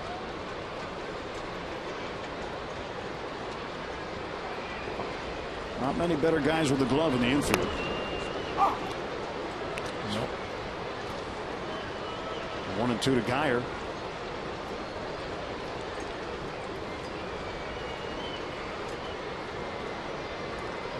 Morton's 1-2 pitch. 2 balls, 2 strikes. Count is even.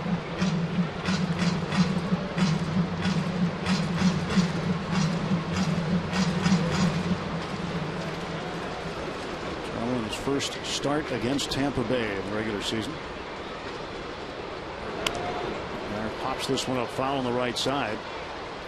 That is just barely over the roof of the dugout. You got to chase them all the way in this ballpark. When you look at the foul ground here, it's not quite as much as it is in Oakland. Oakland has the most foul ground in baseball, but there's still a lot of room. I think as exampled by Polanco's foul ball that Longoria tracked down. Most ballparks, that's way up in the seats. There's a bouncing ball to Barmes. 2 men out. Take a look at our AT&T fan photo. You keep your submissions coming on Twitter. Hashtag BucksFanPhoto. How about Ryan's submission? That's in their yard. Noah's Park, and it's the Stargills against the Clementis on the scoreboard. That's really cool. And Peter got his gift bag from the Root Sports auction. He had a Steve Glass autographed baseball, Mark Melanson autographed baseball. That's really cool. Thanks for sending in your photos today. Kevin Kiermaier swing and a miss. Kiermaier struck out looking in the 4th. Had a sacrifice fly with an RBI in the 1st inning, so he's 0 for 1. Pitch outside.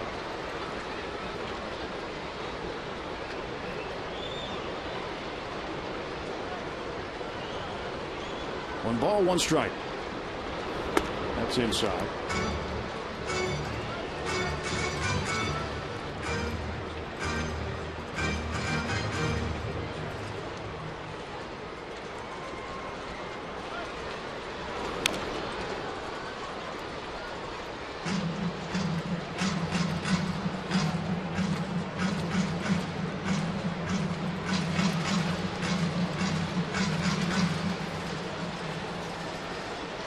Two and two the count to Kiermaier, and Charlie's winding the pitch.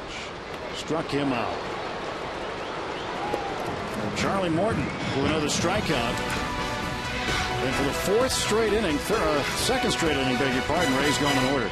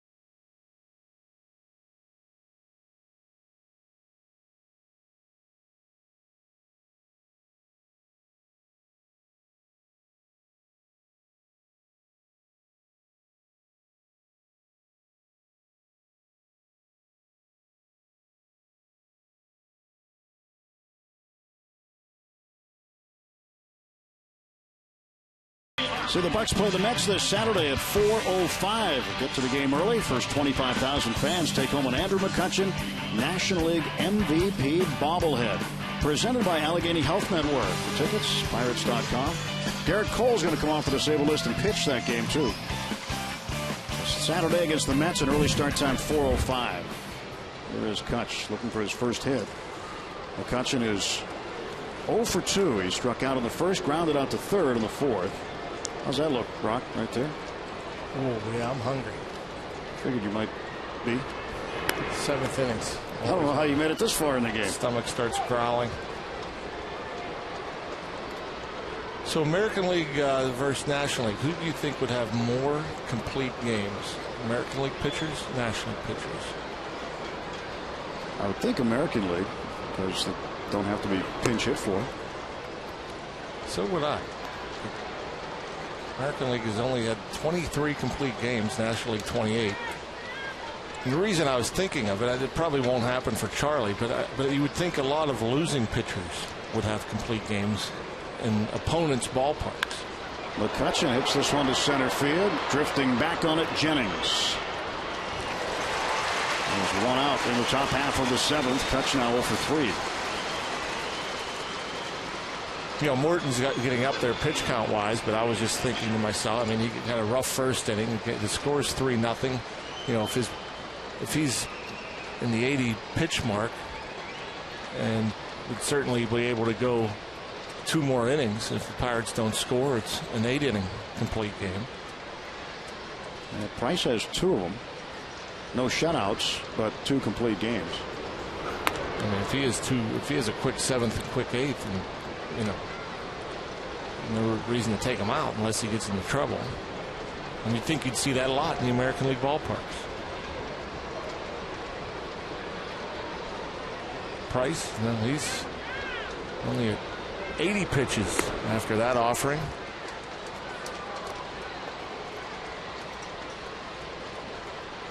Two 2-0 to Gabby. Gabby's grounded out twice, once to short, once to second.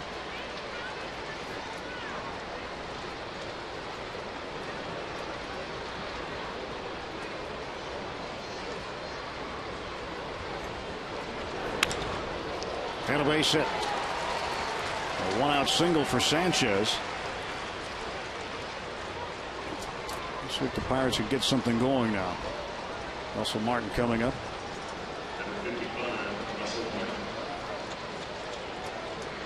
You get a base runner, you never know. You mentioned Price has allowed 16 home runs. He makes a mistake to Russell, you have a 1-run game. Martin took one out last night off of right-hander Brad Boxberger. That was in the 8th inning.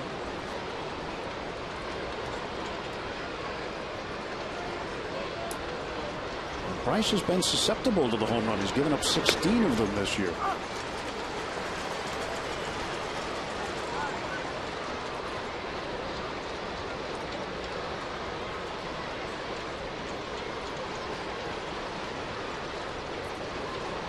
No balls and a strike to Russ.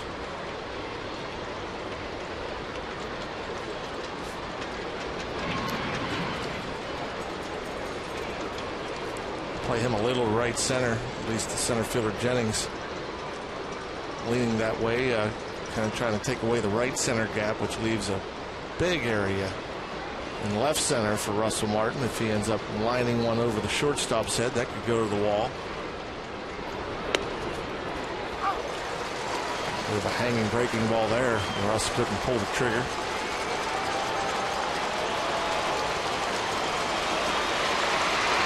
And 16 home runs given up the most in the American League. Jake Peavy of Boston also has given up 16.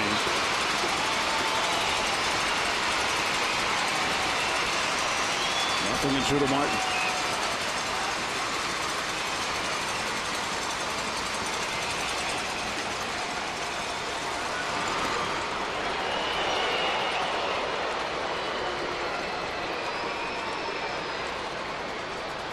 One ball and 2 strikes.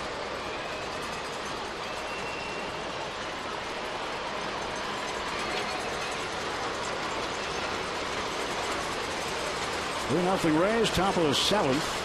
1 on and 1 out for the Pirates.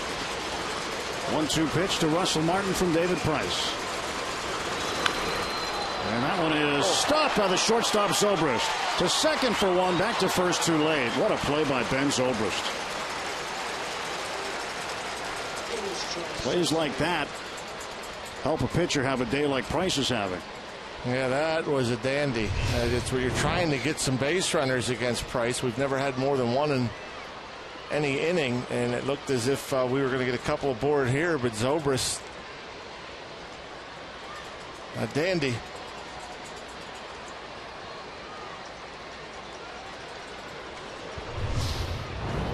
Zobrist, he's a ball player. He started at second base Monday, right field last night, starts at shortstop today. Now with 2 outs, Jordy Mercer at the plate. Strike 1 to Jordy. Mercer struck out swinging in the 5th. I beg your pardon, he went down looking in the 5th. And hit into a double play in the 2nd inning, so he's 0 for 2.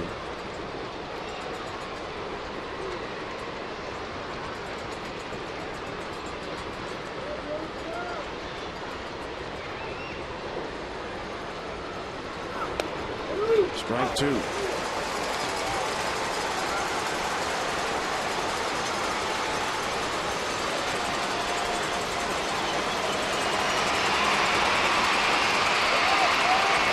No balls, 2 strikes. Martin off at first.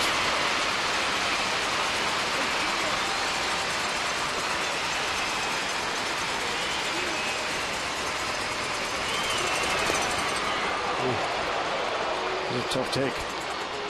95 miles per hour.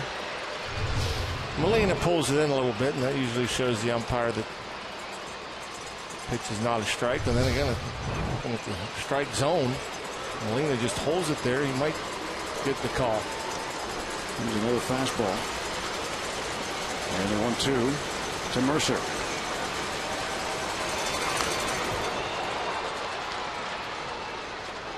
That is 6 miles an hour.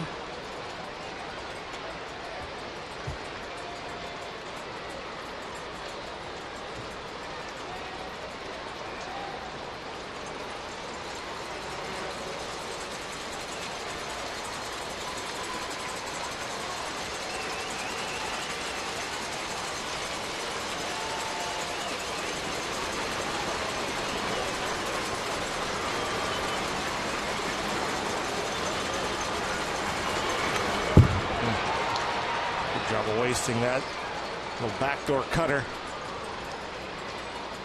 You know, a lot of these guys, like I mentioned, probably have faced him in spring training, but I don't think you get the same guy in spring training as you do regular season. And I doubt that they've seen this David Price in a spring training game, because he has been painting the corners with all of his pitches.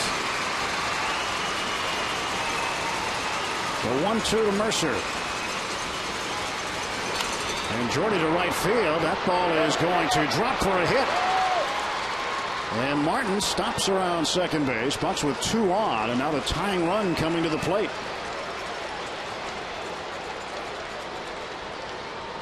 Well, Mercer comes up with a 2-out, 2-strike base hit. You don't always have to hit it hard. You just got to figure a way to place it. And the fastball at 95, and on the hands a little bit of Jordy, which allows it to drop in front of the right fielder, Kiermaier. And Neil Walker, 2 men aboard, certainly has the power to change everything. Neil's 1 for 2. Second game back after coming off the disabled list for an appendectomy. And 1 for 4 Sunday with the Bradenton Marauders in a rehab stint. The Pirates single-A club. Ball 1 to Walker.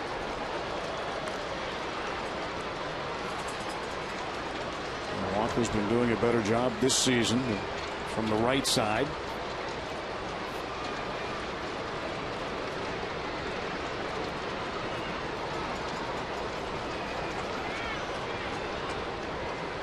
First time today the Pirates have had 2 men on base.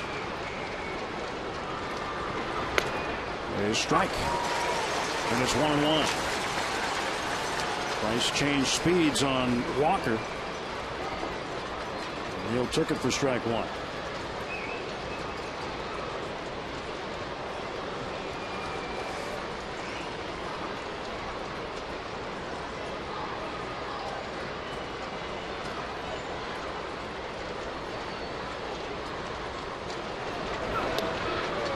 Another strike.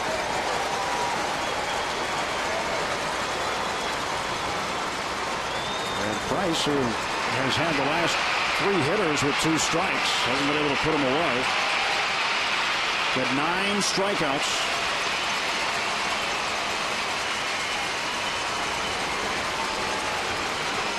And more times than not, too, he's gotten ahead with the off-speed pitch than he's come with the fastball.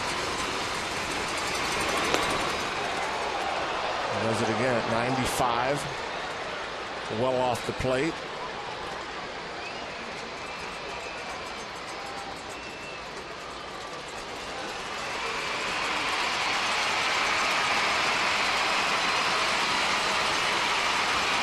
A 20-pitch inning for David Price so far. And a 2-2 to Neal Walker.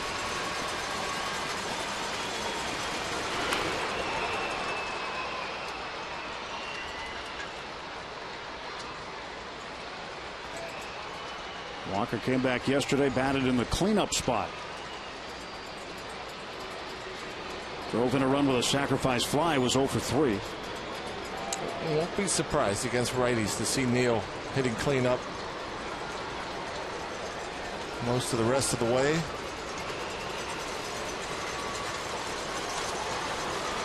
And then when Neal's locked in, he gets 2 strikes and he goes up there and he wastes pitches, he battles pitches. Fouls off 1 2-strike pitch. And again, the 2-ball, 2-strike delivery from Price. And Walker hits it well to center field. Going back, Jennings. Still going back. Oh, he tracked it down. Gotta be kidding me. Desmond Jennings makes a running catch up against the wall to retire Neal Walker. Pirates get 2 hits. They leave 2. Walker gave it a ride. Jennings caught up to it.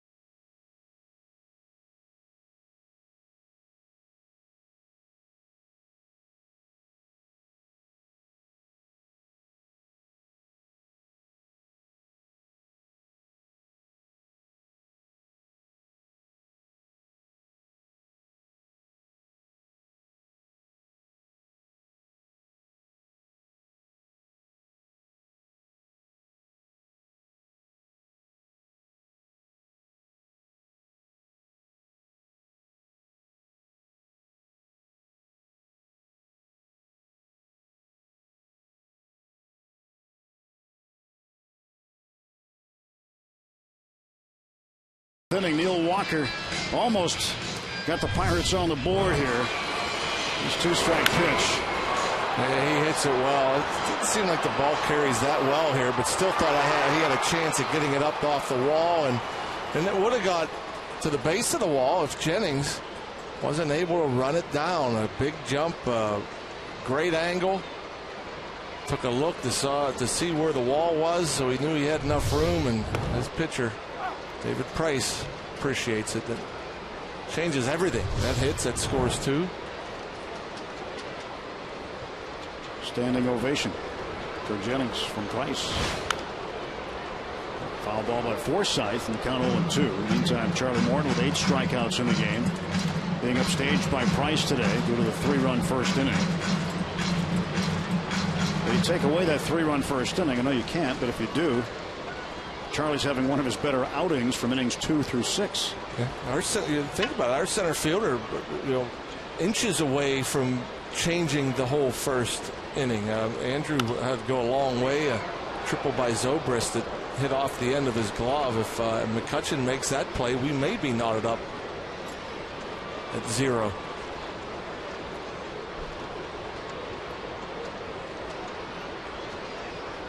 Nothing in 2. 1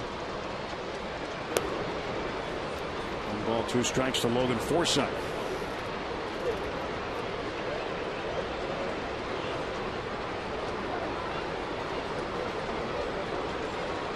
Charlie working into the bottom of the 7th. Count is even 2-2.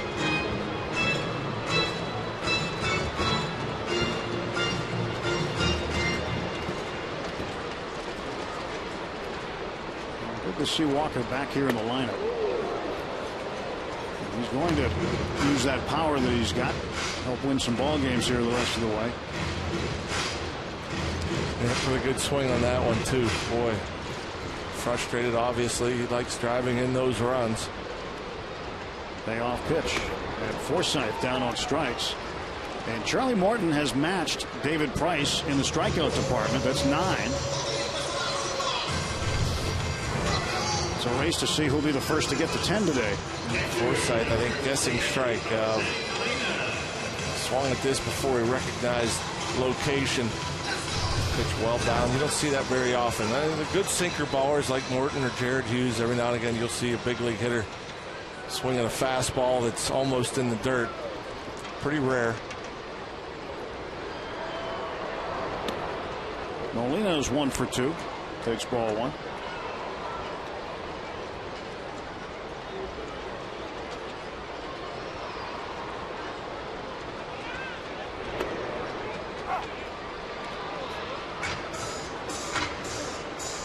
Justin Wilson starts to loosen up as Charlie Morton approaches 100 pitches.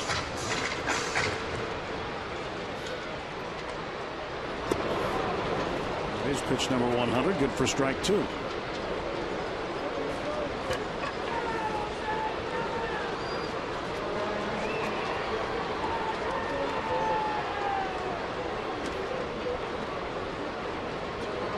Charlie has matched his season high of 9 strikeouts. 9 Padres. Now he's got a new season high as he strikes out 10 Rays. Gets Forsythe, now Molina. And with 2 outs, Desmond Jennings coming up. Goes back to the big curveball. Good location.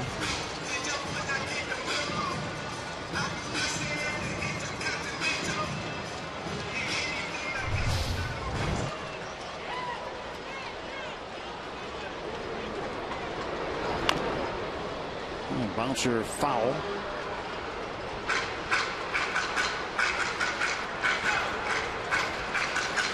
So a season and career high 10 strikeouts for Charlie. He had matched his previous career high on the 2nd of June against San Diego.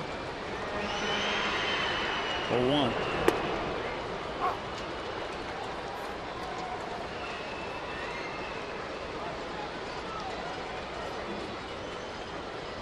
Charlie Morton the first to 10. He wins the race with Price there, but losing on the scoreboard here 3-0.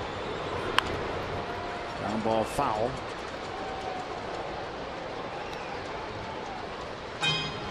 The 10 strikeouts for Morton ties a season high by a Pirates starter. Francisco Liriano with 10 on his opening day, and also Garrett Cole has had 10.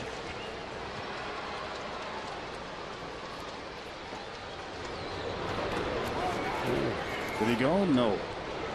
Thought maybe. Kerwin Danley, the first base umpire, with the call, and it's now 1-2.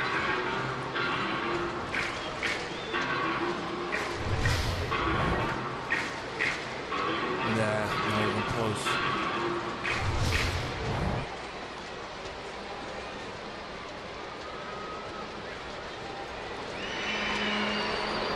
And Jennings down on strikes. Charlie Morton extends his career high.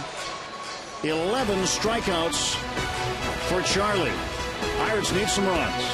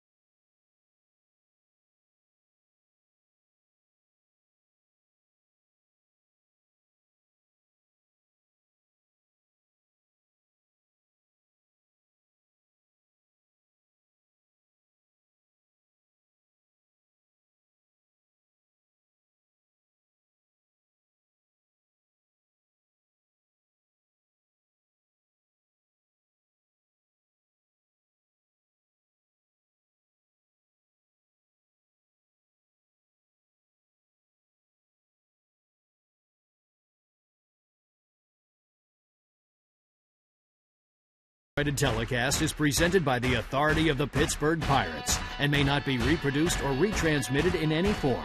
And the accounts and descriptions of this game may not be disseminated without the express written consent of the Pittsburgh Pirates.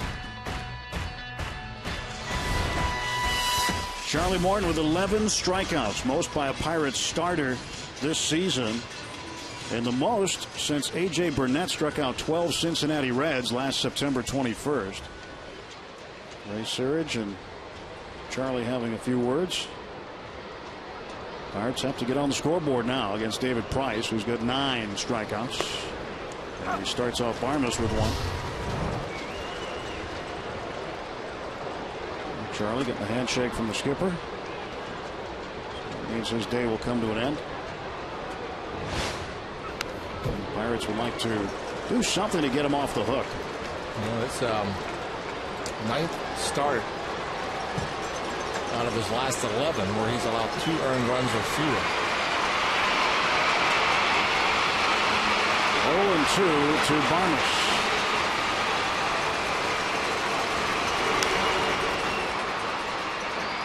It seems like for Charlie, when he's out there, he usually has one tough inning. And the tough inning was the first one. Since that time, he shut down the Rays.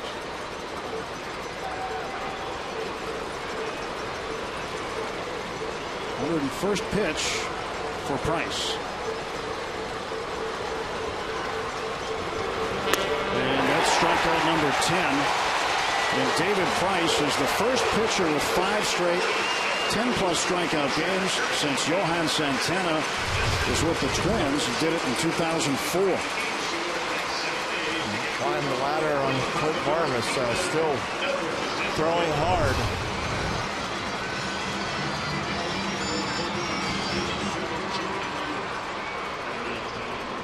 It is the 22nd time in his career he has had more than 10 strikeouts in a game, 10 or more.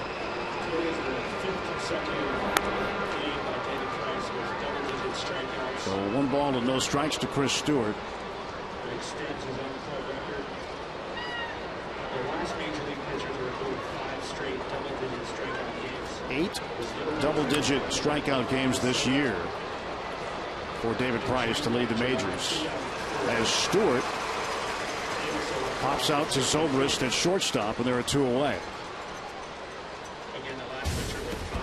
Well, here's a look at the road ahead for the Pirates, brought to you by Nissan. After the game today, the Pirates head back to Pittsburgh and open up a long homestand. It starts with 4 against the Mets, who are 5 games under 500, and 3 with the Diamondbacks, who are 14 under, and in last place in the West. Then July 4th, the last place Phillies come to town, so hopefully the Pirates can make some hay before facing the Cardinals for 4 and the Reds for 3 leading into the All-Star break. Vance Worley gets the start tomorrow against Daisuke Matsuzaka. Vance has been very good in his 2 outings.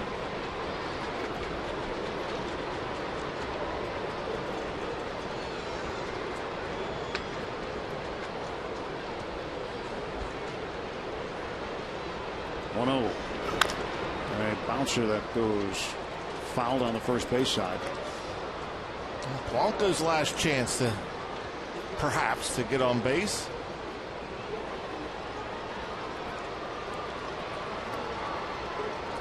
Oh for 3, hasn't been on the bases at all for the first time.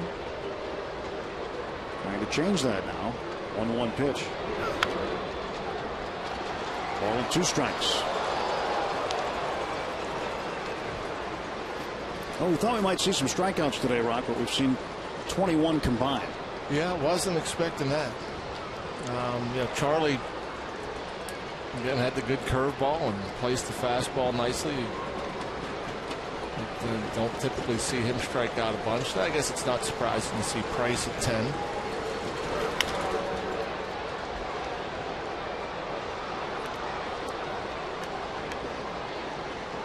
Major league leader in strikeouts. 143 of them now.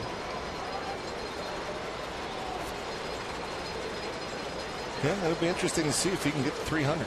Kurt Schilling, Randy Johnson, the last 2 to do it. 1-2 coming to Polanco. Molina setting up way outside. Which goes even further outside. Attention media.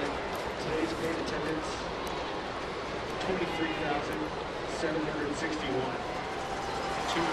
2 balls and 2 strikes, 2 out, nobody on.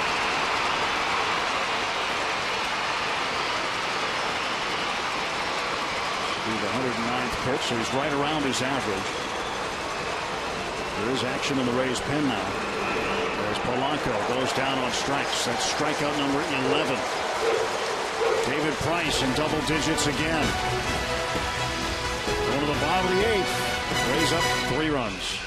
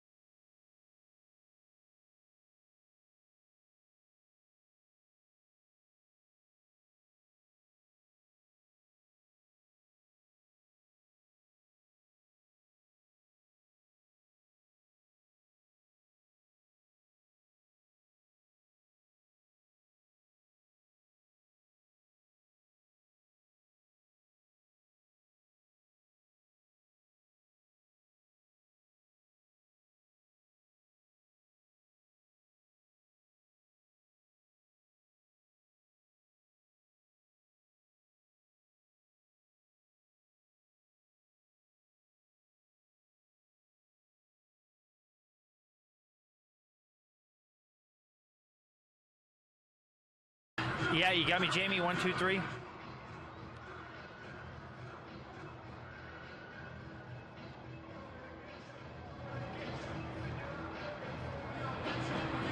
Jason Grilli enters the pitch the 8th inning. We talked earlier about the Vanderbilt guys, Pedro Alvarez and David Price. That man, Justin Wilson, went to Fresno State for the Bulldogs. And in our Day Automotive This Day in Pirates history, we flash it back to 2008 on this date when Justin Williams went 8 innings, giving up just 1 run, struck out 9 as Fresno State won Game 3 to clinch the College World Series for the first time ever. Wilson told me the thing he remembers that day the most, right there, the dog pile. He was on the bottom of it at the end of the game. He got the wind knocked out of him, and he loved every minute of it. He said it's a moment he'll never forget the rest of his life. The celebration coming back to Fresno might have been the next favorite thing in the town, embracing them. The ball, jersey, and the World Series ring is in a safe at his home in California. He keeps it locked up because he's not there very much. But how about this, Tim and John? Justin Wilson has quite the flair for the dramatic. He had the College World Series in 08, a long playoff run last season with the Pirates, and many people may not realize he was the MVP in the playoffs when the Altoona Curve won the title back in 2010. Josh Harrison, Jeff Locke, Jared Hughes, a lot of guys were on that 2010 Altoona team. So they got a nice guy with some good seasoned championship experience there. It's always good to be on a winning team, isn't it, Rock? Oh, yeah. Lots of fun. Well, you get that winning attitude, you expect to win. But certainly that College World Series experience, one that he will never ever forget. Such a long journey in college baseball. Not that it's not a long one here, but for the student athletes, play about 56 regular season games, and then lucky enough you get to go to a regional, then a super regional. If you win that, go to the College World Series, you got to battle all those other teams, come down to the final 2. That year, Fresno State, the last men standing. 2 balls and 2 strikes to Ben Zobrist. And really deals. Fills up the count at 3-2. These are situations that Clint Hurl's going to look for Jason Grilli. He was behind late. Would more than likely expect to pitch in situations like this. Jammed Zobrist. And, you know, he's not as aggressive with his fastball, but he does have the good curveball. You know, the 4 saves he blew, I mean, they were all 1-run games. And Melanson, obviously, now interim closer, but I think to a degree there's some bad luck involved. That, you know, people aren't giving up on Jason Grilli. I know he's going to try and prove that he belongs at the back end and he'll regain that form. But you know, at times you make mistakes, they get taken advantage of. Other times they didn't. That fastball left up out over the plate, and Zobrist took advantage. A lot of times, you know, they're popped up, they're fouled off, they don't end up in the seats. And probably not if we were up 2 in those 4 games, maybe no big deal. Nobody's making a big issue of it. Matt Joyce fouls this one back, strike 1 to the designated hitter for Tampa Bay.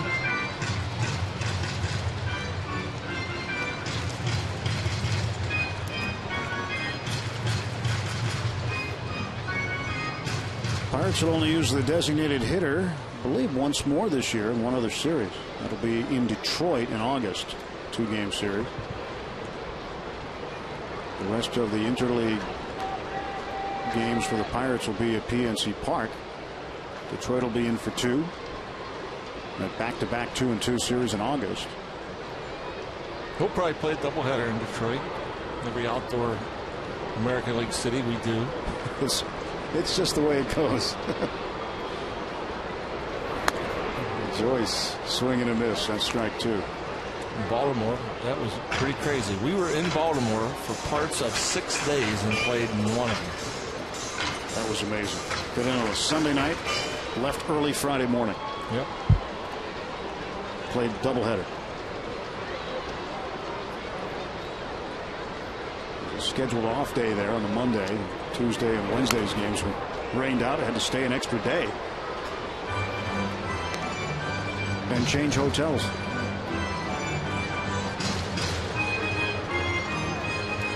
And then the second game of the doubleheader went long. Ended up finishing into Friday morning. Yep.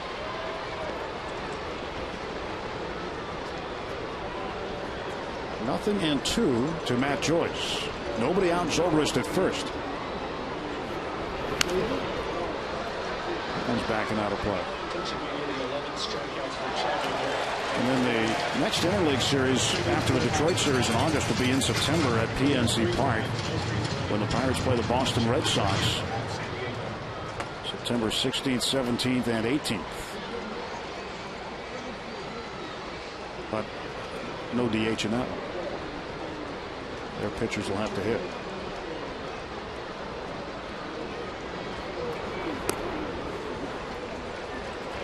Ball of 2 strikes to Joyce.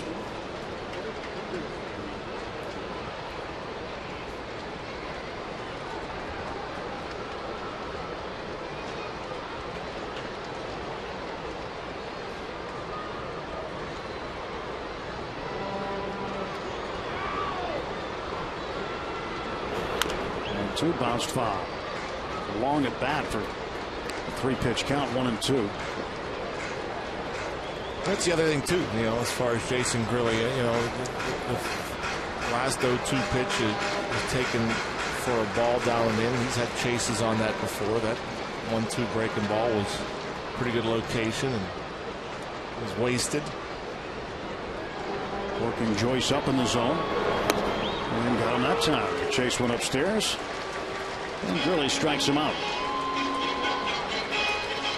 1 gone for Tampa Bay.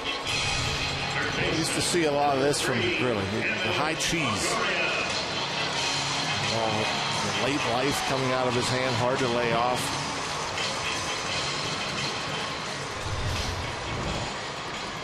Evan Longoria reached in an error, drove in a run in the first, scored a run. He has struck out and popped out fouls since. Has 1 hit in the series. That was a 2-run homer last night in the 8th.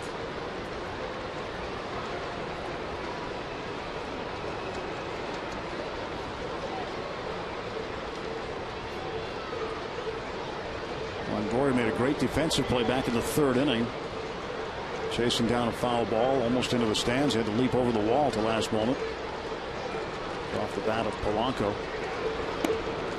Pitch outside to Longoria. Evan Longoria, one of those players out of Long Beach State, had a good run of infielders there. Bobby Crosby, Troy Tulowitzki, and Evan Longoria.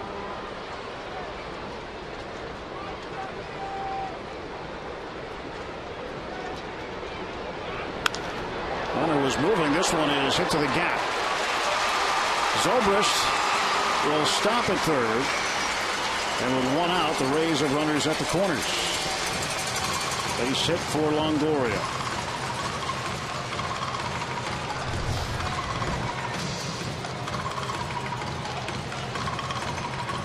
Man, pitch inside.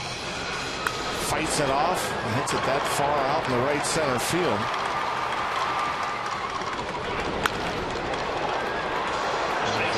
Pausing, making sure it drops from case to third.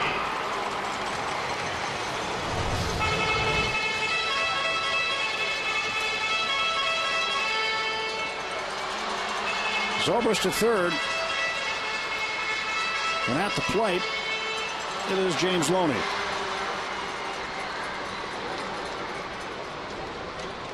Loney hitting .286, 1 for 3. Had a base hit in the first inning.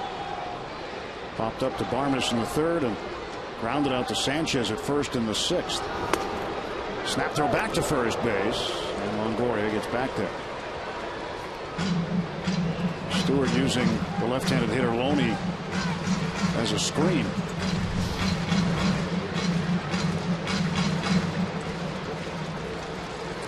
Catchers a lot of times when fastball into a lefty. Try that little snap throw as they reach back with their backhand. It kind of lines up and get that front shoulder pointing towards first.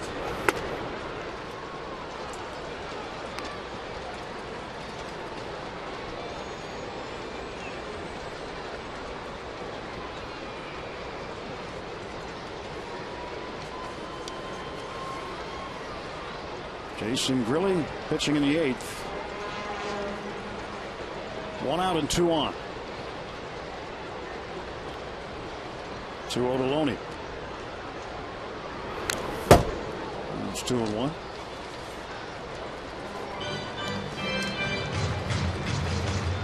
Grilli also pitched in a non-save situation Friday. It was the 8th inning at Wrigley Field. Gave up a hit.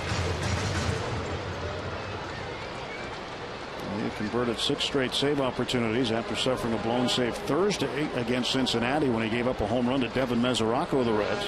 But lately, who hasn't given up a home run to Devin Mesoraco? You got Neil Ramirez of the Cubs last night. He's hit home runs in 5 straight games.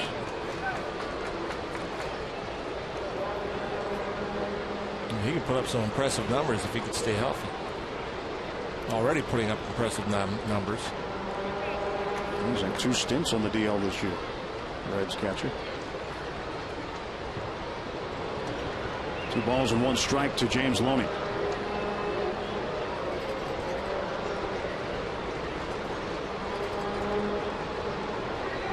There it goes, and this one is poked into left field. An excuse me hit. And scoring is Zobrist.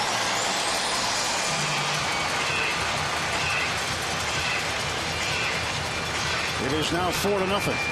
Yeah, they put on the hit and run.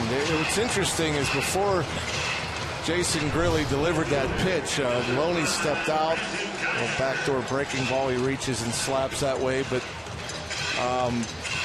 Loney stepped out, looked at the signs, looked at the third base coach, Tom Foley, and then asked for the signs again. Had him repeat them. And then usually when you have a guy up there that does that, usually something's on. And then when you ask them to repeat them, they take it off because the other team sees. Well, that got a little piece of Chris Stewart's glove. So catcher's interference. Now they're trying to punt. Both runners along there, and Geyer fouls it off. It wasn't the true squeeze. Looked like the safety squeeze. Longoria didn't break for home until after Geyer put the bat to the ball.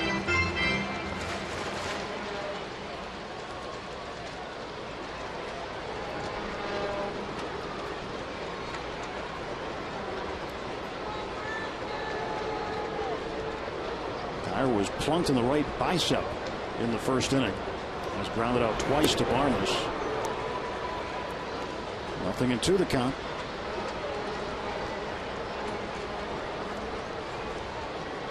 The Rays have added on in the 8th.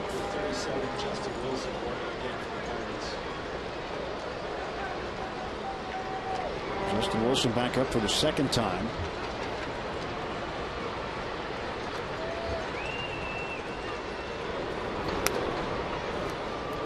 One ball and 2 strikes.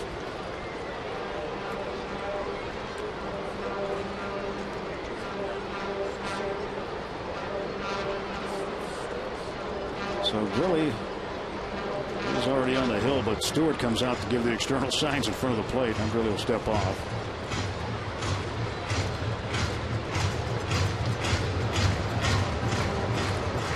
Looks like Price will be out in the 9th. So 1 out, 2 on, 1 in. And the 1-2 to Geyer. Struck him out. Second strikeout for Grilli.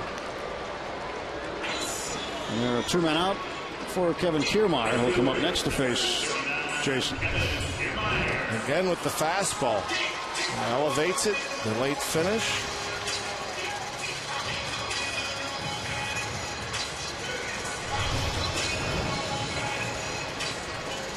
Clint Hurdle checking on Wilson.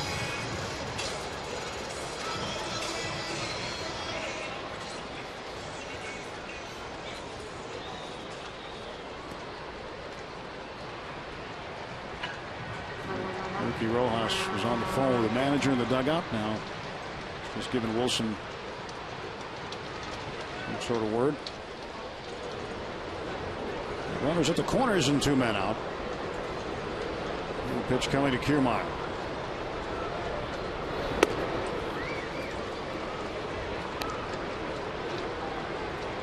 Pirates have won 5 straight road series. First time they have done that since 1982. Which is impressive in itself. Go back to the Dodgers series. Beat the Dodgers and the Padres.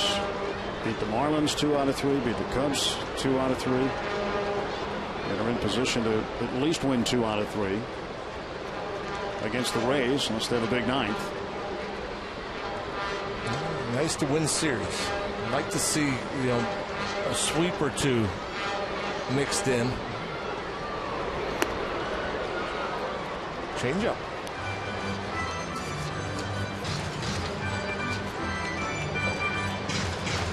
The Rays have been swept a number of times this season. They've lost 12 of the last 16 series, and they've been swept 6 times.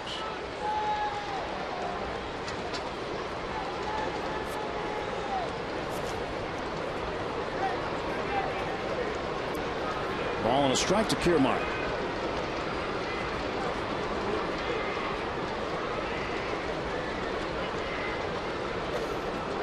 And the 1-1 coming from Jason Grilli to Kevin Kiermaier. And he bunts.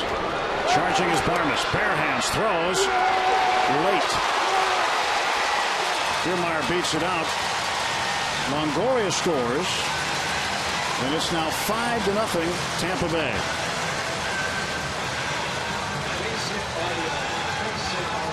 Base hit for Kiermaier and his 9th run batted in, his 2nd one today. I think a good throw would have got him. Clint Barmes in the dirt. Gabby can't pick it.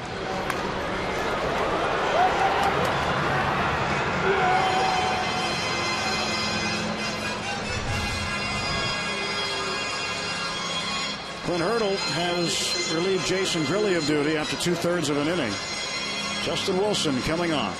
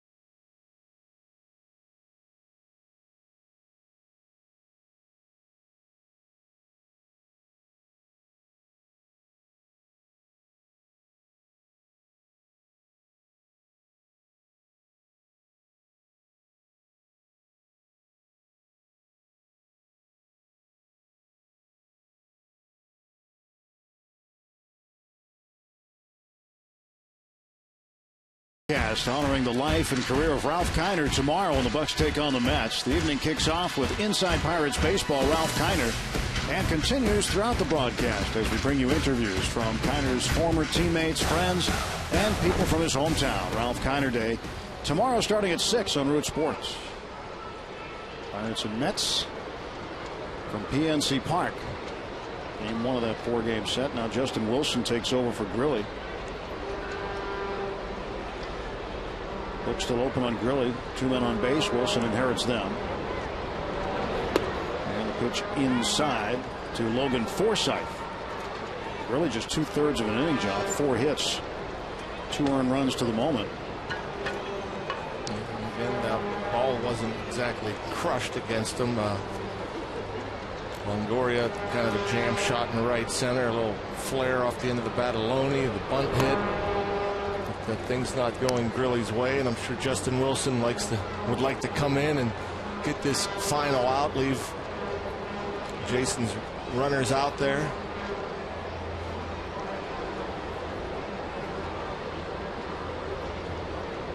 2 balls, no strikes.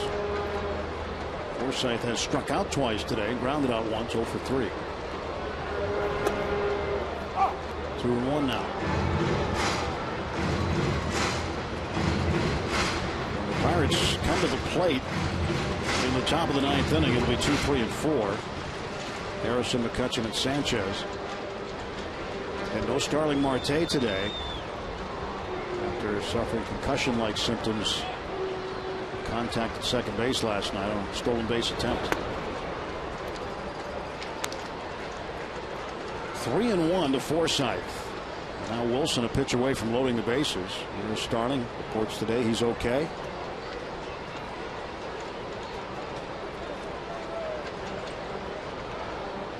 Banged up a finger too while sliding into the base last night.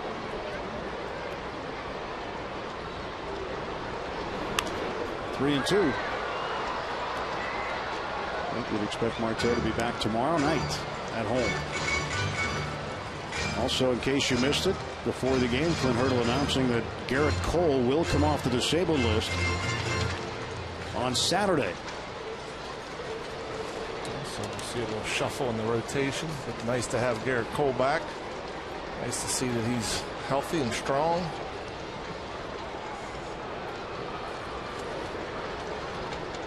Three-two pitch. Swung on and missed. He struck him out. Leaves 2. On to the 9th. 5-0 Tampa Bay.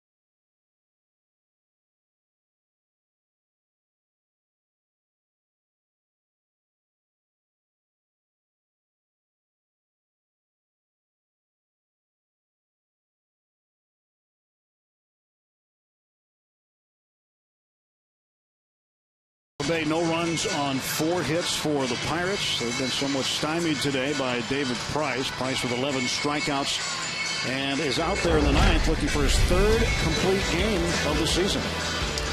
Yeah, he's been good. All his stuff has been working. His location has been exceptional.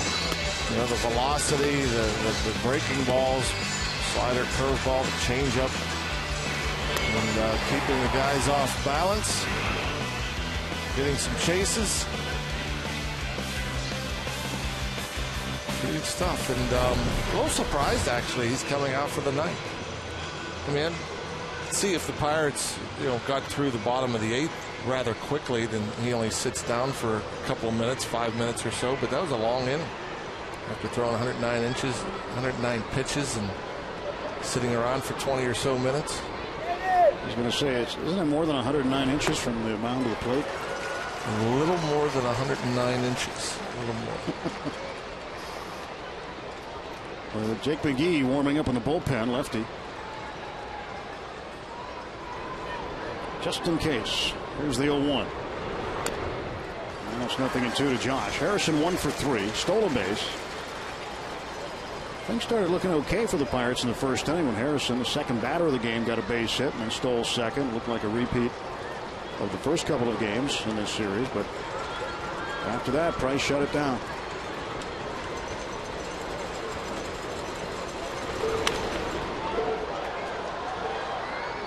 fouled off into the upper deck on the first base side.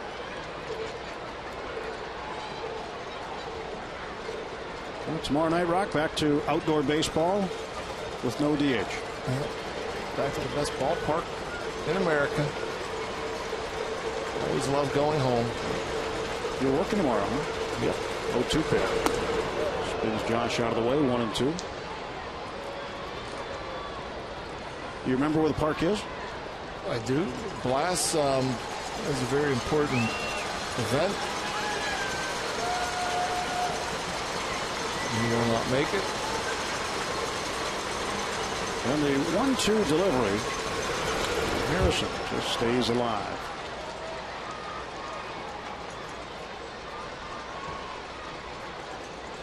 It's a long homestand, the last homestand before the All-Star break. After this homestand, Pirates go out to play 4 in St. Louis and then 3 in Cincinnati.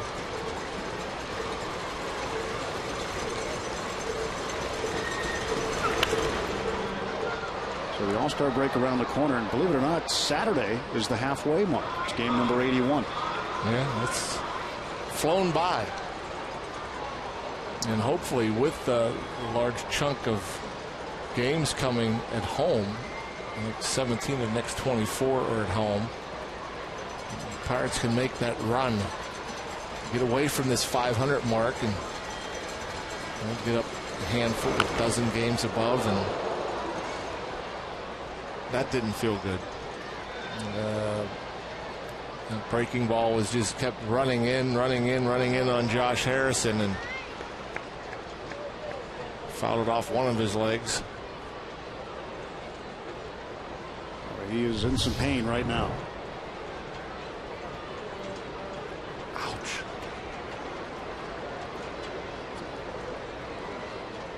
You have to get a longer shin guard.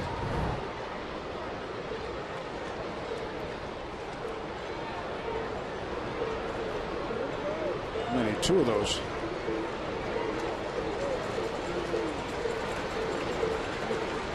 Price had a ball and 2 strikes. And the pitch to Josh. Looked into right field. They had to play at Kiermaier. There's 1 down in the Pirates' ninth. Josh feeling the effects of that foul ball off the shin. Yeah, those are no fun. He'll have a nice little bruise there.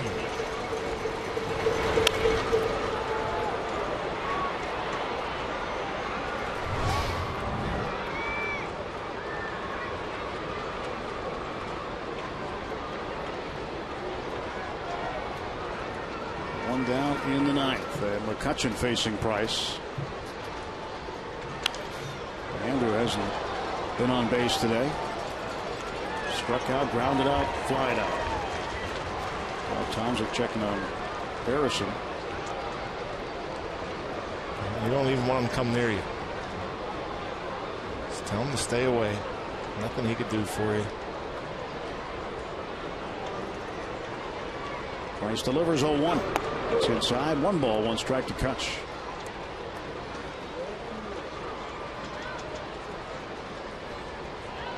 So 119 matches his season high. His career high, 127 pitches. September 10th against the Red Sox. So McCutchen hits this one deep to right field. This ball's going back, and it is gone. A 9th inning home run for Andrew McCutchen. And the Bucks get the 0 off the board. It's now 5-1. An opposite field smash for Kutch. Wow. So number 12. Impressive. The power that this guy has. Not a very big man. I mean, he's put together. But that kind of power the opposite way. Impressive. And Joe Madden has seen enough. David Price will leave the ball game after giving up his 17th home run, his American League leading 17th home run given up.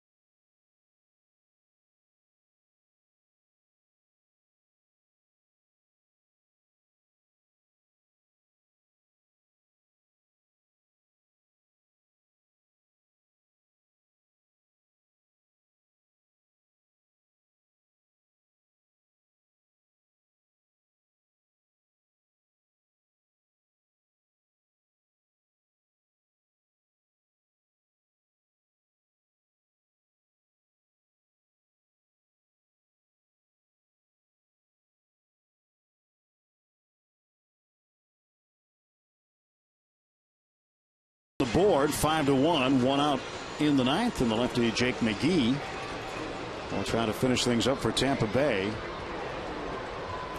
Those are pretty good numbers. Gabby Sanchez takes a rip at the first pitch. It's 0-1. And McGee did pretty good.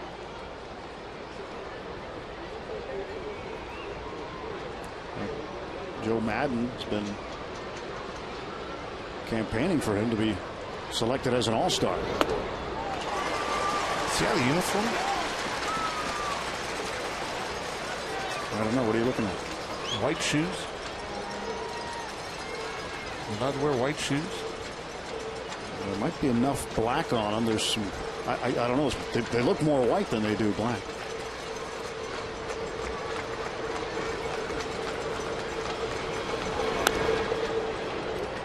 '97.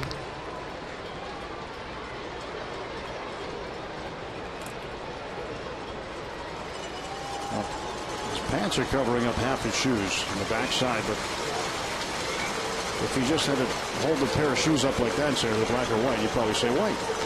They look white.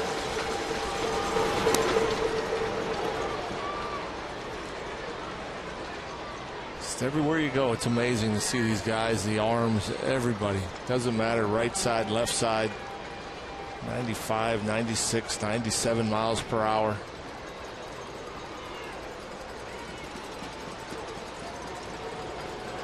The 2-2 coming to Gabby Sanchez from Jake McGee. Count is full at 3-2. Pirates 4 runs down, top of the ninth, 1 out. Russell Martin waiting his turn.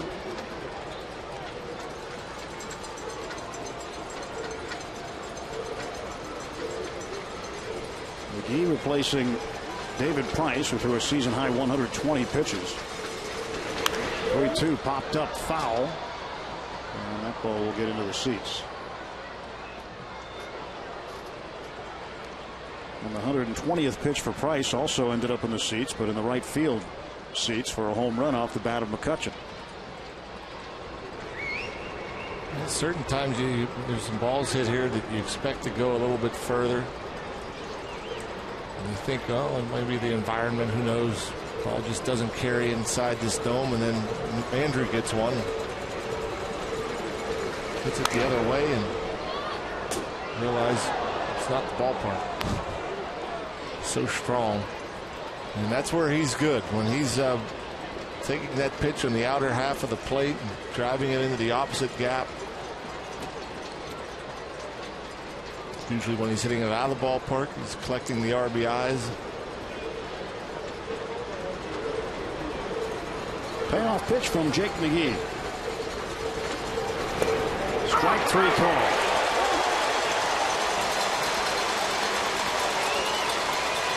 Gabby's not 100% in agreement.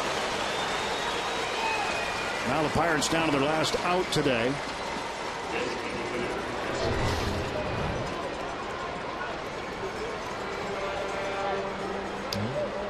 Outside corner.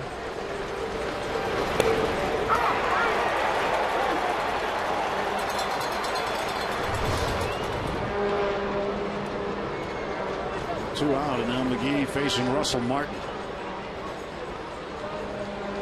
He's 0 for 2 with a walk today. He takes strike 1. Last 12 outs recorded, 10 strikeouts. The last 7 outs the Rays had made were all strikeouts. McGee's 0-1. Speed pitch to Martin, taken for a strike.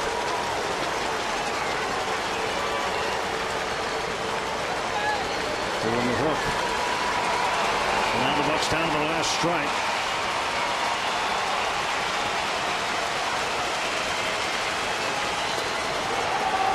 One and two. And Russ had to do everything he could to hold back from swinging at that pitch. 98 miles per hour.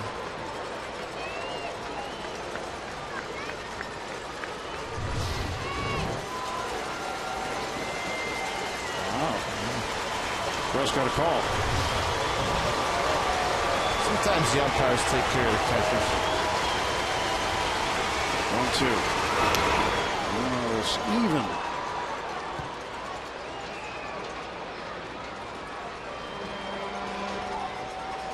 Jake McGee with a 1.38 ERA. Price's ERA dropped today, 3.81 down to 3.63. Morton's also dropped, 3.47 to 3.41. 2-2, a bouncer to the left side of the infield. Longoria cuts it off, and that's the ball game. The Rays salvage a game and avoid being swept for the 7th time this year. Pirates win the series 2-1, but a disappointing offensive effort today as they fall by a 5-1 score. Yeah, you got to give more credit to David Price than you blame the offense. He just had everything working. He's one of the best, and he's been pitching great lately. Again, 5th straight start with double-digit punch-outs. And Morton, after the shaky first, pitched well too, and so kind of tough luck for Charlie Morton. But you go on the road, you win a couple series, you go home happy. Pirates back to 500 at 39-39. Charlie Morton's record 4-9. David Price goes to 6-7. So the Bucs fall today here in Tampa on getaway day. It's back home now. Final score: Tampa Bay 5 and the Pirates 1. Let's go back to our Root Sports studios in Pittsburgh, where Rob King and Ken Maka are waiting for us.